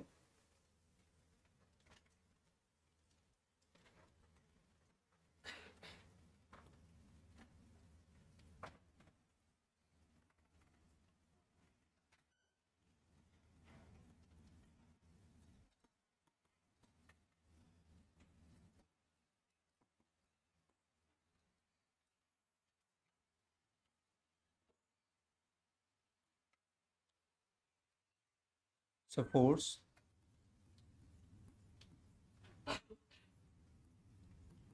in action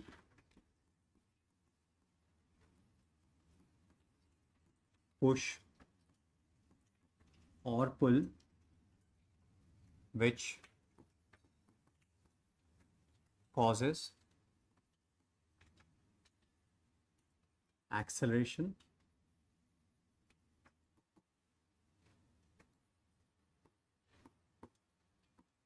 deformation, which causes action, acceleration or deformation.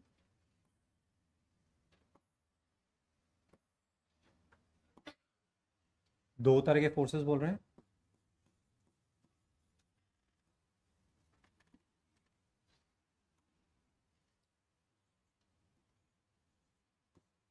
Contact force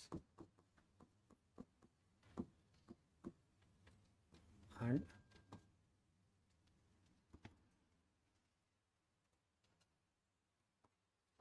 field force.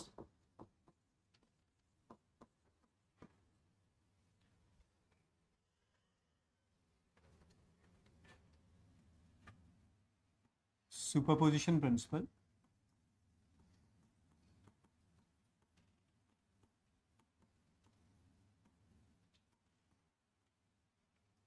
when several forces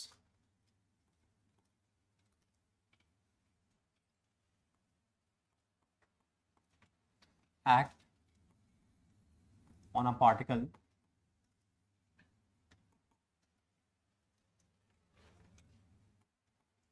the resultant effect is that of a single force which is vector addition of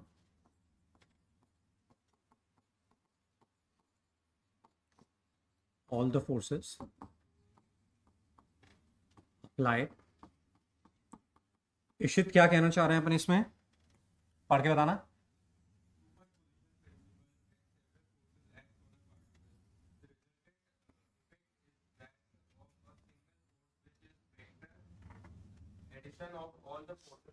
हाँ, क्या कहना चाह रहे हैं इसमें?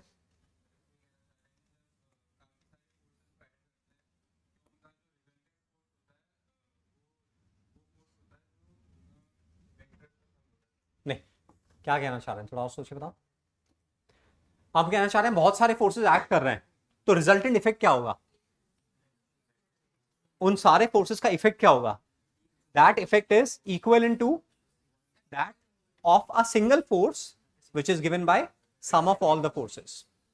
बहुत सारे फोर्सेस एक्ट कर रहे हैं तो उनका कंबाइंड इफेक्ट किसके इक्विवेलेंट होगा? एक सिंगल फोर्स के, विच is given bye Mudit F vector बराबर F1 vector plus F2 vector and so on. तो ये एक्सटेंसिवली ये प्रिंसिपल हम लोग काम में लेंगे। जब भी एक ऑब्जेक्ट पे कोई बहुत सारे फोर्सेस लग रहे होंगे तो उन सब का वेक्टर एडिशन करेंगे, वो हमारा नेट फोर्स होगा। This is superposition principle. क्या कह रहा है शुभत सुपरपोजिशन प्रिंसिपल? कि जब n फोर्सेस लग रहे हैं तो उन सब का इफेक्ट किसके इक्विवेलेंट है? एक सिंगल फोर्स के, विच इज गिवन बाय F बराबर सिग्मा Fi। अब यदि 1D सिचुएशन है तो 1D सिचुएशन के साथ ऋषित कैसे डील करते हैं? यदि 1D सिचुएशन है तो, क्योंकि अपन ने 1D भी पढ़ लिया, 2 and 3D भी पढ़ लिया, तो 1D सिचुएशन में डायरेक्शन की केयर कैसे करते हैं? प्लस माइनस साइंस के थ्रू। तो 1D सिचुएशन में अपने को आई कैप जे कैप नीचे होगा, अपना प्रसून 1 प्लस माइनस साइंस हो जाएगा। और अथर्व यदि 2D या 3D सिचुएशन है तो फिर आई कैप जे कैप या कॉम्पोनेंट्स के थ्रू जाएंगे।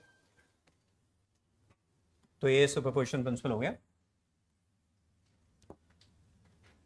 ना। उसके बाद में हम फोर्सेस को 4 फंडामेंटल कैटेगरीज में डिवाइड करते हैं। फंडामेंटल फोर्सेस,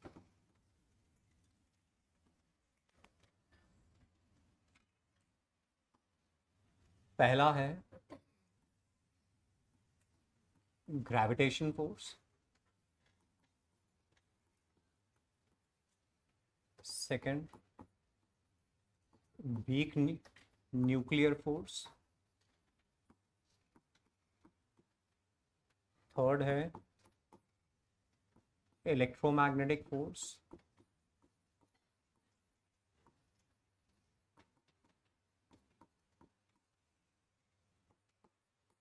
फोर्थ है स्ट्रॉन्ग न्यूक्लियर फोर्स। इन 4 कैटेगरीज में डिवाइड कर रहे हैं।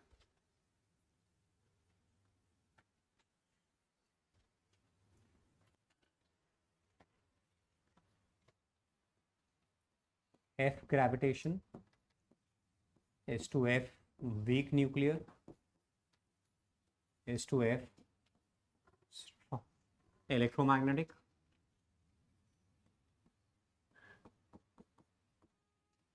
is to F strong nuclear, 1 is to 10 to the power 14 is to 10 to the power 36 is to 10 to the power 39।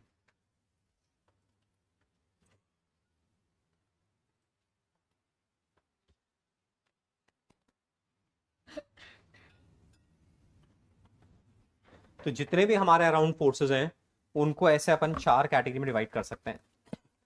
इनमें से कौन कौन से फोर्सेस हमारे डोमेन में हैं, हम फील करते हैं, हम उनको देख पाते हैं? ग्रेविटेशन फोर्स, हाँ फील करते हैं क्या ग्रेविटेशन फोर्स? यस, जो अपना वेट फील होता है वो ग्रेविटेशन फोर्स से ही फील हो रहा है, ग्रेविटेशन फोर्स की वजह से वेट फील हो रहा है। और कहाँ पे? तो कोई ऑब्जेक्ट को अपन ने पकड़ रखा है, वो ग्रेविटेशन फोर्स को ही अपन बैलेंस कर रहे हैं, तो ग्रेविटेशन फोर्स को हम लोग फील करते हैं। मैं और शुभ आपस में ग्रेविटेशन फोर्स को फील क्यों नहीं कर रहे हैं? मासेस बहुत कम है। ग्रेविटेशन फोर्स की फीलिंग तभी आएगी जब एक मास बहुत मैसिव हो, एक मास बहुत मैसिव हो, अर्थ मून सन ऐसा कुछ होना चाहिए। हम आपस में मासेस बहुत कम है तो ग्रेविटेशन फोर्स बहुत ही वीक हो जाता है। It is the weakest force in nature. But can we get rid of gravity? हम इस जिंदगी में ग्रेविटी से पीछा छुड़ा पाएंगे? नहीं, नहीं छुड़ा पाएंगे। तो ग्रेविटेशन फोर्स हमेशा हमारे साथ में, सोते जागते सब टाइम ग्रेविटेशन फोर्स हमारे साथ में है ना। तो ग्रेविटेशन फोर्स, ये वीक न्यूक्लियर फोर्स, इसको कोई देखा नहीं, ये कभी हमारे परसेप्शन में नहीं आएगा क्योंकि ये न्यूक्लियस के अंदर के फिनोमिनास के लिए है, तो ये हमारे परसेप्शन में नहीं आएगा। इसका नाम पढ़ के बस छोड़ देंगे, वीक न्यूक्लियर फोर्स। ये हमारे डायरेक्ट परसेप्शन में कभी भी नहीं आएगा। इलेक्ट्रोमैग्नेटिक फोर्स, जितने भी फोर्सेस हम हमारे अराउंड ऑब्जर्व करते हैं एक्सेप्ट ग्रेविटेशन, वो सारे कौन सी कैटेगरी में आ रहे हैं? इलेक्ट्रोमैग्नेटिक। चाहे वो टेंशन फोर्स हो, चाहे वो नॉर्मल कॉन्टैक्ट फोर्स हो, चाहे वो फ्रिक्शनल फोर्स हो, विस्कस फोर्स हो, हर तरह का फोर्स। ग्रेविटेशन तो मासेस के बीच में है, उसके अलावा जितने भी फोर्सेस हम देख रहे हैं वो सारे फोर्सेस आएंगे इलेक्ट्रोमैग्नेटिक फोर्स में। वो एटॉमिक लेवल पे, मॉलिक्यूलर लेवल पे इंटरैक्शन की वजह से आ रहा है इलेक्ट्रोमैग्नेटिक फोर्स में। स्ट्रॉन्ग न्यूक्लियर फोर्स जो न्यूक्लियस के अंदर न्यूक्लियॉन्स को यानी कि प्रोटॉन्स को और न्यूट्रॉन्स को आपस में बाउंड कर रहे हैं, that is strong nuclear force. ये भी हमारे परसेप्शन में डायरेक्ट नहीं है, ये भी हमारे लाइफ टाइम में हमारे परसेप्शन में नहीं आएगा। स्ट्रॉन्ग न्यूक्लियर हमारे कभी नहीं आएगा कि हम उसके साथ खेल रहे हैं, उसको कम ज़्यादा कर रहे हैं, हमारे साथ कभी नहीं आएगा। तो स्ट्रॉन्ग न्यूक्लियर कभी भी नहीं आएगा। वीक न्यूक्लियर हमारे, ये दोनों हमारे परसेप्शन में कभी भी नहीं आएंगे। हमारे परसेप्शन में केवल ये दो फोर्सेज हैं, ग्रेविटेशन और इलेक्ट्रोमैग्नेटिक फोर्स। तो ग्रेविटेशन तो ठीक है, मासेस के बीच में होता है, मुझे तो उसके अलावा जितने भी फोर्सेज हमारे अराउंड देखते हैं वो सारे इलेक्ट्रोमैग्नेटिक फोर्स की कैटेगरी में आएंगे। तो इनके रिलेटिव स्ट्रेंथ को अपन कंपेयर कर रहे हैं। तो देखो ग्रेविटेशन को यदि 1 ले रहे हैं तो वीक न्यूक्लियर 10^14 टाइम्स है। 10^14 हमारे इमेजिनेशन में थोड़ा बहुत ठीक है, फिर भी है। 10^1000 हो गया, मिलियन हो गया 10^6, बिलियन हो गया 10^9, ट्रिलियन हो गया 10^12। उसके बियॉन्ड हमारी इमेजिनेशन काम नहीं कर पाएगी कितना बड़ा नंबर हुआ है। तो 1 के कंपेरिजन में ये 10^14 है और 1 की ये 10^36 टाइम है, ये हमारी इमेजिनेशन के बियॉन्ड है। 10^39 हमारी इमेजिनेशन के बियॉन्ड है ना। नेचर को आप ऐसे अप्रिशिएट करना चाहो तो एटम को यदि हम फुटबॉल का ग्राउंड माने तो न्यूक्लियस कितना होता है? एटम को फुटबॉल का ग्राउंड माने तो न्यूक्लियस कितना है? हाँ, साइज ऑफ अ, हाँ साइज ऑफ अ, नहीं टेनिस बॉल भी नहीं है, जस्ट एक ऑलपिन की तरह, एक ऑलपिन के हेड की तरह, जस्ट उतना छोटा, उतना छोटा फुटबॉल ग्राउंड में। और सारे एटम को वही गवर्न करता है, एटम के एग्जिस्टेंस को वही गवर्न करता है। तो ऐसा आप देखोगे तो नेचर में चीज़ें आपको मेस्मराइज करेंगी। नेचर में अभी हमें मेजॉरिटी ऑफ चीज़ें क्या मेस्मराइज करती हैं कि गैजेट कौन सा आया, ये गैजेट की टेक्निकलिटीज। ऐसे थोड़ा आप नेचर को भी यदि साथ में देखोगे, सुबह शाम कुछ ऐसे अप्रिशिएट करोगे। आप एक फ्लावर को देखोगे ना, आप एक फ्लावर को, किसी भी एक फ्लावर को उठा लो, 1 मिनट के लिए उसको ध्यान से देखो, उस फ्लावर को देख के आपको ऐसा अमेजिंग एक्सपीरियंस होगा ना यार, नेचर में हो कैसे जाता है, कितना ब्यूटीफुल पैटर्न है, कितना सिमेट्रिक पैटर्न है, कितना मैथमेटिकली एकदम करेक्ट पैटर्न है किसी भी फ्लावर को आप देखोगे तो ये नेचर के वंडर्स हैं। ऐसे ये भी नेचर के वंडर है कि फुटबॉल के ग्राउंड में जस्ट एक ऑल पेन के हेड के बराबर, पेन के हेड के बराबर साइज न्यूक्लियस का है और वो पूरे एटम को गवर्न कर रहा है। पूरा एटम उसी की वजह से स्टेबल है, उस न्यूक्लियस की वजह से स्टेबल है, सारा फोर्स उसी से जनरेट हो रहा है ना। तो ये रिलेटिव स्ट्रेंथ है, कोई पूछेगा नहीं, बस पढ़ के छोड़ देना है ऐसे कि ये आपस में ऐसा होता है। तो ये बस एक इंट्रोडक्टरी पार्ट है, हम कभी इसको डिस्कशन नहीं करेंगे। बस जितने भी फोर्स हमें हमारे अराउंड दिख रहे हैं ग्रेविटेशन के अलावा, बाकी वो किस कैटेगरी में आएंगे? इलेक्ट्रोमैग्नेटिक कैटेगरी में आएंगे। तो ये अपन ने देख लिया वीक न्यूक्लियर, स्ट्रॉन्ग न्यूक्लियर, ठीक है। अब इसके बाद हम लोग आते हैं कि न्यूटन्स फर्स्ट लॉ पे आते हैं हम लोग, कि न्यूटन्स फर्स्ट लॉ। तो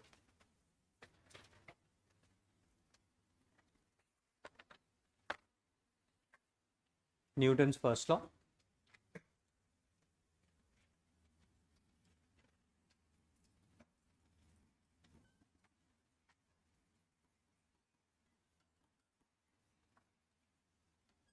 कोई मैथमेटिकली इसको बताएगा कम से कम शब्दों में, मैथमेटिकली जिनको याद है, 9th स्टैंडर्ड का याद है, पुरानी क्लासेस का याद है।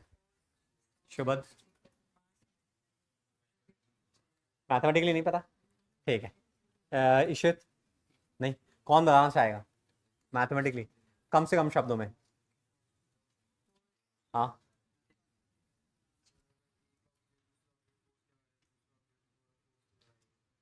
ठीक है। और कोई सक्षम? नहीं, ठीक है।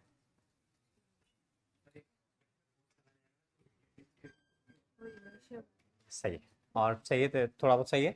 और कोई बताना चाह रहा है, कुछ और बताना है? हाँ, कुछ भी नहीं, कैसे ही बता दो, हिंदी में नहीं, मैथमेटिकली ऐसे ही बता दो।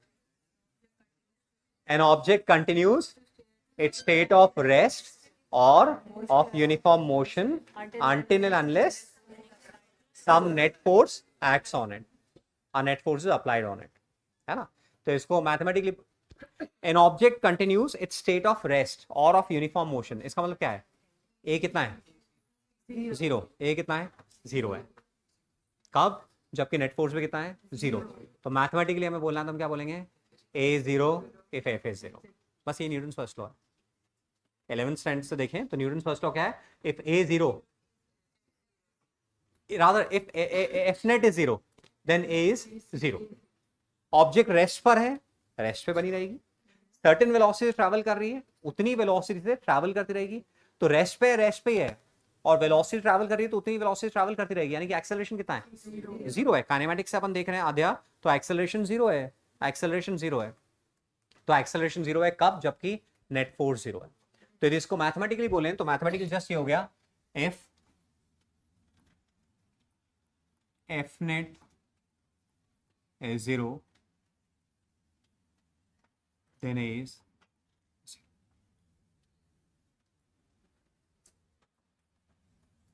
If net force on an object on a particle is 0 then it remains at rest or it continues with uniform motion, हालांकि acceleration 0। There is Newton's first law। तो Newton's first law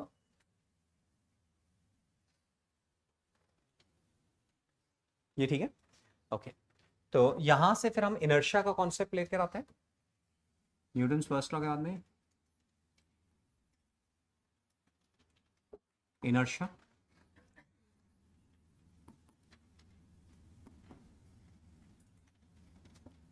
तो inertia में एक छोटा सा हम अपने context में देखते हैं इनर्शिया।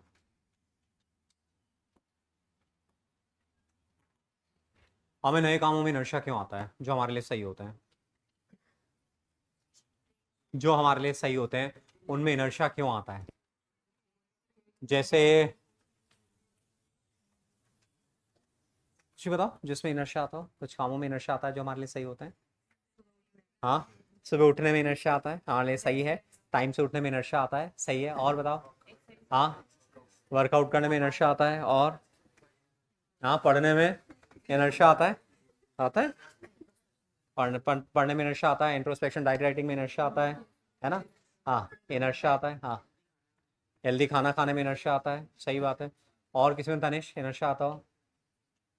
अब जैसे मैंने बोला मम्मी पापा को जाके बताओ, बात करो, कितना बड़ा इनर्शिया है, कितना बड़ा इनर्शिया है कि बैठो उनको बताओ कि आज सर ने ये बोला।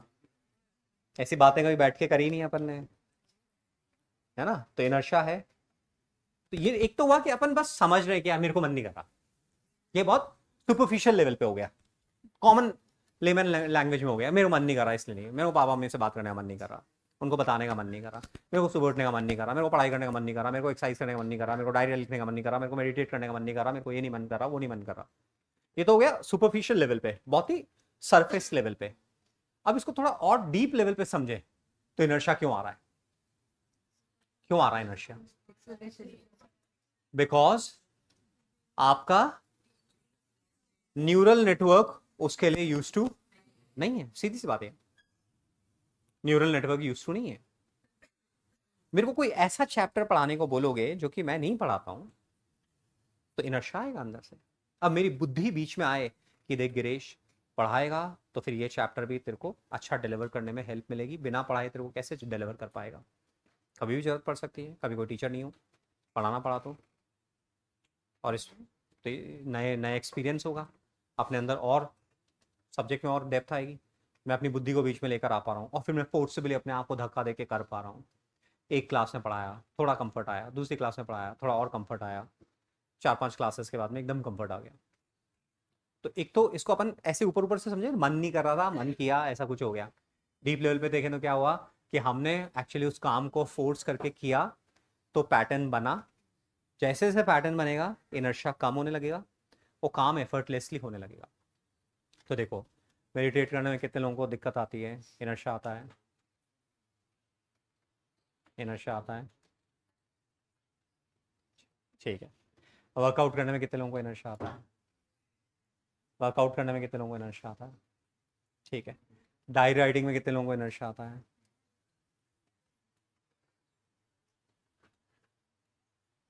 पेरेंट्स से सेंसिबल बात करने में कितने लोगों को इनर्शिया आता है, दोस्तों से सेंसिबल बात करने में कितने लोगों को इनर्शिया आता है, दोस्त मतलब हंसी मजाक, दोस्त मतलब टाइम पास, दोस्तों से सेंसिबल बात करने कितने लोगों को नशा आता है? ठीक है। आदि टीचर्स से डाउट पूछने कितने लोगों को जोर आता है? टीचर्स से डाउट्स पूछने में। शुभद तुम कहाँ पूछते हो? डाउट ही नहीं होते, क्या कह रहे हो? डाउट नहीं होते ना? हाँ, पढ़ाई कम करते हैं इसलिए डाउट कम होते हैं। ओके, ठीक है। और फ्रेंड्स या क्लास में किसी और बच्चे से डाउट पूछने में जोर आता हो? सब दिक्कत ही आती है ना? हाँ, ये सब क्या है? अच्छा, ये सब सारे काम सही है गलत है? सही है गलत है? सही है, सारे काम सही है ना? न्यूट्रिशियस खाना खाने में जोर आता है, बहुत लोगों को आता है। सलाद खाने में जोर आता है, मम्मी कहती है सलाद खा, जोर आता है। या कुछ और खाने में जोर आता है। सारे जो सारे काम सही है उसमें जोर आता है। तो एक नॉर्मल टेंडेंसी है, उसको माइंड के लेवल पे देखें। माइंड के लेवल पे केवल ये कोई भी नया काम करने के लिए it has to allocate multiple resources. देखो मेरी बात समझने की कोशिश करो, थोड़ा सा डिरेल हो रहा हूं। जो हमारा सबकॉन्शियस ब्रेन है, जो हमारा प्रिमिटिव ब्रेन है, वो ऐसे ही सोचता है कि अभी भी हम जंगल में रहते हैं और हमें खाना नहीं मिलता है। मैं किसी खाने पे कमेंट नहीं कर रहा हूं कि तुम ज्यादा खाते हो इसलिए ऐसा, ऐसे नहीं कमेंट कर रहा हूं, मैं आपको समझा रहा हूं। तो it tends to save energy,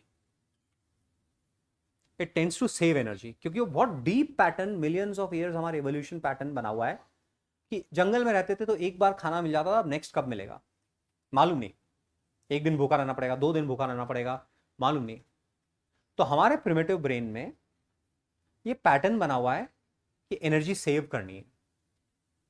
इसलिए हमारा प्रिमिटिव ब्रेन हर काम को ऑटोमेट करता है ताकि हमें रिसोर्सेज नहीं देने पड़े ब्रेन को।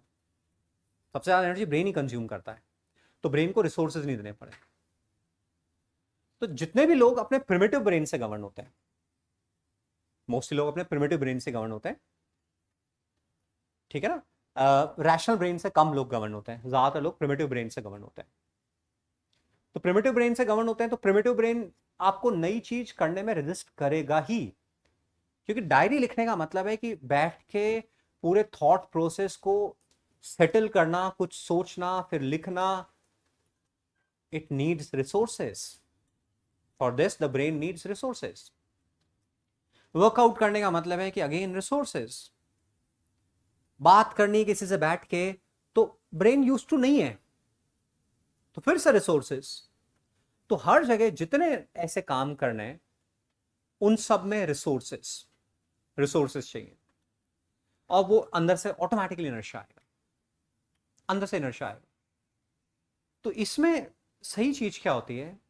इसमें सही चीज होती है कि एक एक्टिविटी के लिए आप रिसर्च कर लो, पहले ताजा ताजा रिसर्च कर लो। क्या न्यूट्रिशियस फूड आपकी पढ़ाई लिखाई के लिए, आपके स्किन की ग्लो के लिए, आपके हेयर के लिए, आपके ओवरऑल नर्वस सिस्टम के लिए सही है या गलत है? आप उसे रिसर्च कर लो अच्छे तरह से कि मैं ये खाना खाता हूं। अभी तो कितना अपने सबके पास कितने पर्सनल असिस्टेंट है।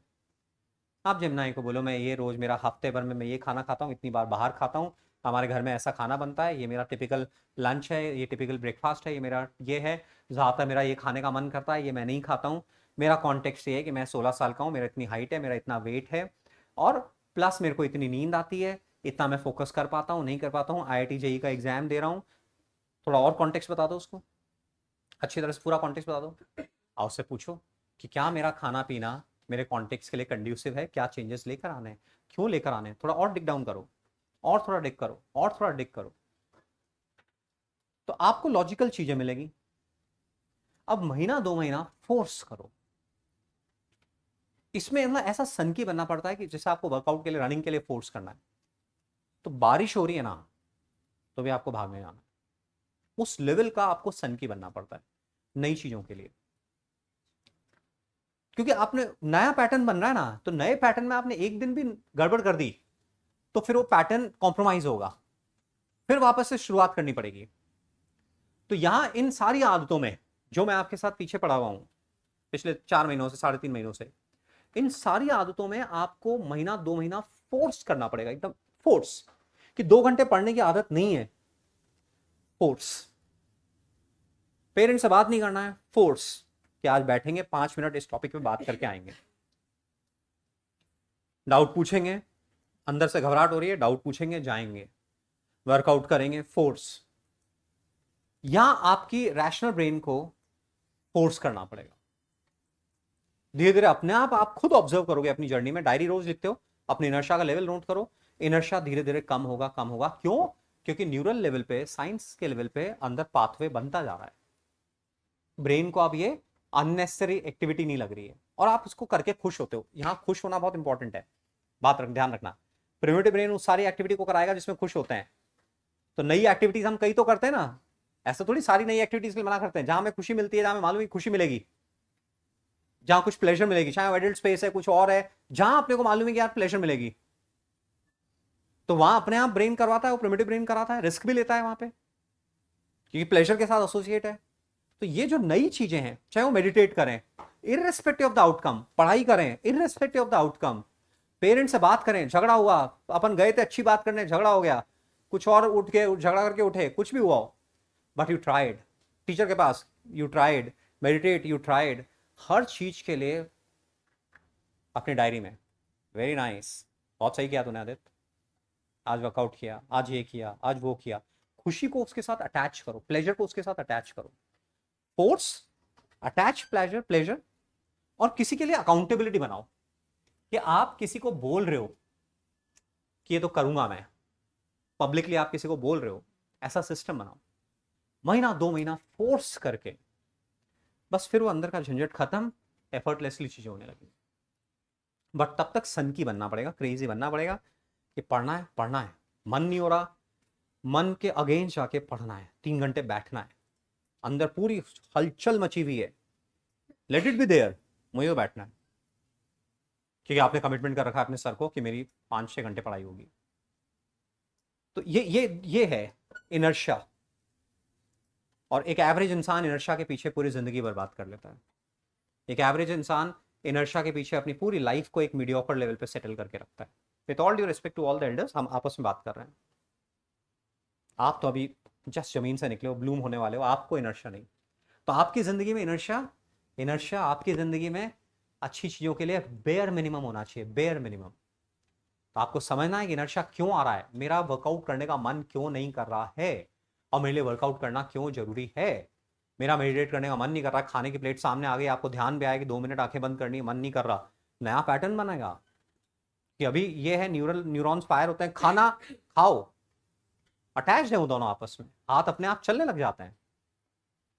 आप जेब में हाथ डाल के बैठो, हाथ पकड़ के बैठो, 2 मिनट आंखें बंद रहेगी, ये अपना कंट्रोल अपने पास में लेना। तो ये इनर्शिया को कम करना। तो जो आपकी लाइक्स डिसलाइक्स, मन नहीं करता, मन नहीं करता, उसके पीछे की कहानी यही है कि आप अभी प्रिमिटिव ब्रेन से गवर्न हो रहे हो। जितनी बार आपका मन नहीं करे सेंसिबल चीजों में, खुद को ध्यान दिलाना, आप अपने प्रिमिटिव ब्रेन से गवर्न हो रहे हो। आप जंगलों में रहने वाले इंसान की तरह बिहेव कर रहे हो जो कि अपनी एनर्जी सेव करना चाह रहा है। आपके साथ तो क्या है, आप थक गए तो खा लो ना जाके खाना, mummy is more than willing कि तेरे को भूख लग रही है, तू पढ़ाई करके आया, तेरे को भूख लग रही है, ले खा ले, ऐसे तो कोई दिक्कत ही नहीं है। किसी को कोई दिक्कत है तो मुझे बताओ, मैं हेल्प करूंगा। यदि किसी तरह की कोई दिक्कत है, पेरेंट्स मना करते हैं किसी पर्टिकुलर काम के लिए, मैं करूंगा हेल्प। बट इस जिंदगी से इनर्शिया को हटाना है। इनर्शिया मतलब बहुत गड़बड़ चीज़ है, या फालतू की चीज़ों, मतलब अच्छी चीज़ों के लिए अपन इनर्शिया लेकर आ रहे हैं। तो ये माइंड के लेवल पे अपन समझ रहे हैं कि इनर्शिया का मतलब क्या है, और जहाँ जो अपने लिए डिट्रीमेंटल चीज़ें हैं फिर उसमें क्यों कर जाते हैं अपन, उसको भी समझना है, क्योंकि वहाँ से प्लेजर एसोसिएट कर रखी है अपन ने, उसको करके अपन खुश हुए हैं, इसलिए फिर वो दिमाग रिस्क लेके भी उनको करवाता है। सो इनर्शिया, इनर्शिया क्या है, tendency of a body to maintain its state of rest और ऑफ यूनिफॉर्म मोशन। तो इसको अपन इनर्शिया बोलते हैं। तो inertia is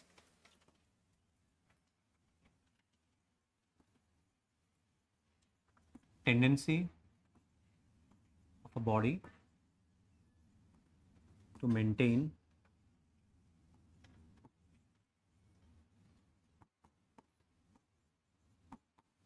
its state of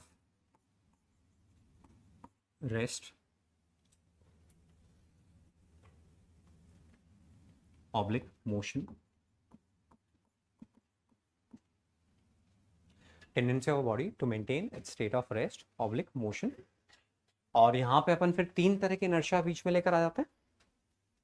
कौन कौन से? inertia of rest, inertia of motion and inertia of direction. Inertia of rest, inertia of motion, inertia of direction. So inertia of rest, तो अब इसको अपन लिखेंगे inertia of rest, inertia of motion, inertia of direction को लिखेंगे। inertia of rest की situation देखते हैं। inertia of rest के कुछ एग्जांपल लाने की कोशिश करो। inertia of rest कि हाँ बैठ के उठने में inertia of rest, मतलब ये तो एक साइकोलॉजिकल प्रोसेस हो गया। हाँ अरे हाँ हाँ, तो हम बस चल रही है, बस खड़ी भी है अभी, रेस्ट में तो खड़ी भी है। इनर्शिया ऑफ रेस्ट में तो अपने बस को स्टिल रखना है, बस स्टिल है ना। हम बस स्टिल है, मान लो ऐसे करते हैं कि कार्तिक की बाइक पे, कार्तिक बाइक है स्कूटर या कुछ भी नहीं, हाँ तो कार्तिक के स्कूटर पे कनो बैठ गया है ना, बैठाओगे? तो अमित कार्तिक के स्कूटर पे कनव बैठ गया और कार्तिक को ने क्या किया, कार्तिक ने अभी कनव का ध्यान नहीं आ रहा है, कनव किसी से बात कर रहा बैठा है और कार्तिक ने एकदम, यस प्लीज, कार्तिक ने एकदम एक्सेलरेट कर दिया, एकदम एक्सेलरेट कर दिया। तो ऐसे में क्या हो रहा है, कनव पीछे जा रहा है, कनव की अपर बॉडी जो है, अपर टॉर्सो जो है वो पीछे जा रहा है। तो ऐसा हो कैसे रहा है कि इनर्शिया ऑफ रेस्ट, तो जो बॉडी का लोअर पार्ट है वो सीट के कॉन्टैक्ट में है, स्कूटर की बॉडी के कॉन्टैक्ट में है, there is friction, there is friction. तो जैसे स्कूटर स्टार्ट हुआ तो यहां फ्रिक्शन एक्ट किया तो लोअर पार्ट एक्सेलरेट कर गया क्योंकि फोर्स आ गया इसलिए, बट अपर पार्ट पे कोई फोर्स नहीं लगा। तो अपर पार्ट अपनी जगह पे है और लोअर पार्ट आगे खिसक गया है और इसलिए हम पीछे की तरफ जा रहे हैं। तो एक्चुअली अपर पार्ट पीछे नहीं गया है, अपर पार्ट वहीं पर रहा है, लोअर पार्ट एक्सेलरेट कर गया क्योंकि उस पर फोर्स लगा। तो इसको इनर्शिया ऑफ रेस्ट में क्यों डाल रहे हैं, क्योंकि अपर पार्ट रेस्ट पे था, उस पर कोई फोर्स नहीं लगा, अभी भी वो रेस्ट पे ही है, और लोअर पार्ट पे फ्रिक्शन लगा इसलिए वो आगे बढ़ गया। तो इसको इनर्शिया ऑफ रेस्ट की कैटेगरी में डाल रहे हैं, है ना। इनर्शिया ऑफ रेस्ट में हमारे पास एक ब्लैंकेट है और उस ब्लैंकेट को हम शेक कर रहे हैं, तो ब्लैंकेट के जो फाइबर्स हैं उन पे हमारा फोर्स लग रहा है, तो ब्लैंकेट के फाइबर्स मूव कर रहे हैं, बट जो डस्ट पार्टिकल्स हैं उनको हम टच नहीं कर रहे हैं। तो डस्ट पार्टिकल अपनी जगह पर ही है, ब्लैंकेट के फाइबर्स अप डाउन हो रहे हैं, डस्ट पार्टिकल्स अपनी जगह पे ही हैं। तो डस्ट, ब्लैंकेट तो अप हुआ, सपोज डस्ट पार्टिकल्स अपनी जगह पे ही हैं, तो ग्रेविटी की वजह से वो नीचे आ गए और ब्लैंकेट अप डाउन हो रहा है और पार्टिकल्स सेपरेट हो रहे हैं। तो that is inertia of rest. ऐसे कोई फोर्स तब इंपैक्ट क्रिएट कर पाता है जबकि फोर्स का कुछ टाइम इंटरवल हो। यदि कोई फोर्स के लिए टाइम नहीं मिला तो इफेक्ट जनरेट नहीं कर पाएगा। फोर्स को इफेक्ट जनरेट करने के लिए टाइम चाहिए होता है कि थोड़े टाइम के लिए वो लग रहा है ना। तो अब जैसे अपन एक कांच का ग्लास लगा, विंडो ग्लास है और उसमें पत्थर मारे, तो पत्थर मारेंगे तो पत्थर का सफिशिएंट कांटेक्ट टाइम है, तो पत्थर जहां पे हिट करेगा वहां से, क्योंकि स्लोली आ रहा है पत्थर बुलेट की कंपैरिजन में, अपन एक पत्थर फेंके, एक बुलेट फायर करें तो बुलेट की स्पीड काफी ज्यादा होगी, पत्थर की स्पीड कंपैरेटिवली कम होगी। तो ऐसे में पत्थर आके हिट करेगा और थोड़े टाइम के लिए कांटेक्ट में रहेगा तो वो फोर्स ट्रांसमिट होगा। तो जहां पत्थर हिट किया वहां तो ठीक है ही, बट जहां हिट नहीं किया है वहां भी वो फोर्स ट्रांसमिट हो पा रहा है और इसलिए पूरा ग्लास ब्रेक हो रहा है, ठीक है। बट यदि हम बुलेट फायर करें तो बुलेट की क्योंकि स्पीड बहुत ज्यादा है तो कांटेक्ट टाइम नेग्लिजिबल है, तो जहां बुलेट हिट कर रही है वहां तो फोर्स लगा तो वहां के पार्टिकल्स मूव कर गए, बाकी जगह हाई वेलोसिटी होने की वजह से अर्नव फोर्स ट्रांसमिट नहीं हुआ तो वो पार्टिकल्स अपनी जगह पर ही हैं, इसलिए ग्लास में बुलेट से क्या हो रहा है, एक फाइन होल हो रहा है, पूरा ग्लास शैटर नहीं हो रहा है। तो this is inertia of rest. तो ऐसे इनर्शिया ऑफ रेस्ट हो गया।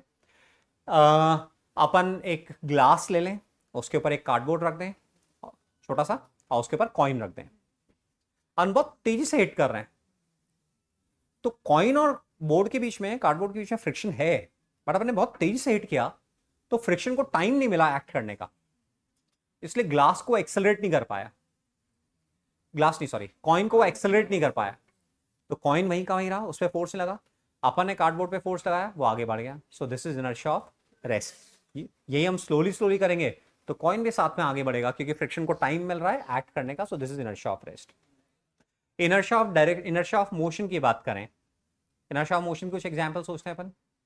तो चलती बस से हम उतरते हैं, मान लो चलती बस से हम कूद जाएं, तो ऐसे में क्या होगा, आगे गिरेंगे. चलती बस से कूद जाएं तो आगे गिरेंगे. क्यों हो रहा है, क्योंकि बस में मैं खड़ा हुआ हूं, यहाँ पे बस में खड़ा हुआ हूं तो पूरी बॉडी मेरी ट्रैवल कर रही है बस की वेलोसिटी से. अब मैं जंप किया, तो जंप किया तो मेरा जो लोअर फीट है वो तो इमीडिएटली फ्लोर के कांटेक्ट में आके रेस्ट पर आ गए, बट अपर पार्ट अपनी वेलोसिटी मेंटेन कर रहा है और इसीलिए मैं ऐसे गिर रहा हूं. तो बस चलती बस से उतरना हो तो फिर क्या करना है, पकड़ के थोड़ी देर भागना है, पकड़ के थोड़ी देर भागना है, साथ में भागना है, ताकि मतलब समझ रहे हो मेरी बात को. भागते भागते स्टॉप करना है, भागते भागते स्टॉप करना है, एकदम सडनली नहीं कूदना है, नहीं तो फिर अपन गिर जाएंगे. सो that is inertia of direction. हम कार में बैठे हुए हैं और मैंने सपोज सडनली ब्रेक्स लगाए और आपने सीट बेल्ट नहीं पहना हुआ है, तो ब्रेक लगाए तो कार की बॉडी स्लो डाउन हो रही है, आपकी बॉडी का लोअर पार्ट सीट के कांटेक्ट में, वहां सफिशिएंट फ्रिक्शन है, वो स्लो डाउन हो रहा है. बट जो अपर पार्ट है उस पर कोई फोर्स नहीं लगा, वो अपनी वेलोसिटी मेंटेन कर रहा है, इसलिए आगे की तरफ बेंड हो रहा है. तो एक्चुअली ये आगे बेंड नहीं हुआ है, ये आगे बेंड नहीं हुआ है, नहीं, हाँ सॉरी सही बोल रहा हूं, ये आगे बेंड, ये अपनी वेलोसिटी मेंटेन कर रहा है. तो ये अपनी वेलोसिटी मेंटेन कर रहा है और पीछे वाला पार्ट एक्चुअली स्लो डाउन हो गया, इसलिए बेंट फील हो रहा है, ये बेंड हुआ है. बात समझ आ रही है. So that is inertia of motion. And inertia of direction में कि डायरेक्शन मेंटेन करने की कर्व टेंडेंसी होती है. तो वो कैसे टेंडेंसी होती है, जैसे एक व्हील घूम रहा है और उसमें मड पार्टिकल्स अटैच्ड हैं. अभी जो स्टिक हो रहा था वो स्टिकी फोर्स अब रिमूव हो रहा है, तो ऐसे में मड पार्टिकल्स की जो वेलोसिटी है वो टेंजेंशियल है, तो कैसे निकल जाएंगे, टेंजेंशियली बाहर निकल जाएंगे, टेंजेंशियली बाहर निकल जाएंगे. सो that is inertia of direction, क्योंकि फोर्स नहीं लग रहा है तो अब वो अपनी वेलोसिटी डायरेक्शन में मूव कर रहे हैं. That is inertia of direction. हम सपोज चलती कार को सडनली मैं टर्न कर दूं और आपने सीट बेल्ट नहीं लगा रखा है, तो हम कार स्ट्रेट जा रही है, टर्न कर गए, बॉडी ऐसे टर्न हो गई, लोअर पार्ट ऐसे टर्न हो गया, कार ऐसे टर्न हो गई, विंडो अब यहां पर आ गई है और ये अपर पार्ट अभी भी अपनी वेलोसिटी की डायरेक्शन मेंटेन कर रहा है, तो इसलिए बाहर की तरफ ऐसे बेंड हो रहा है क्योंकि इसने अपनी डायरेक्शन ऑफ मोशन मेंटेन की है. So that is inertia of direction. तो inertia of rest, inertia of motion, inertia of direction, ये तीन चीजें हैं. बस इतना ही बता रहा हूं मैं. फिर नेक्स्ट लेक्चर में मैं आपको कल एक असाइनमेंट मिला होगा, ठीक है.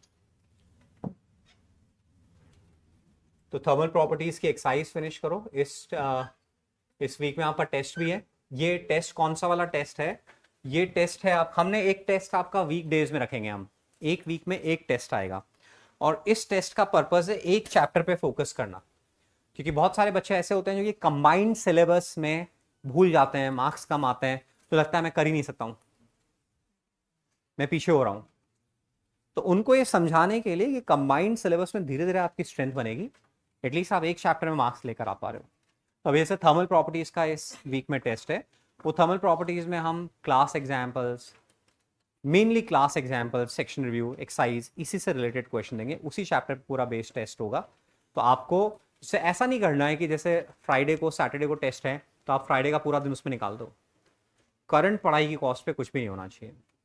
तो आपको इस वीक में टेस्ट आ रहा है तो पहले से उस टॉपिक को रिवाइज करना चालू कर दो ताकि आपकी करंट स्टडीज डिस्टर्ब नहीं हो और उसकी एक्सरसाइज फिनिश करो. हाँ, ये नहीं सब्जेक्टिव नहीं होगा.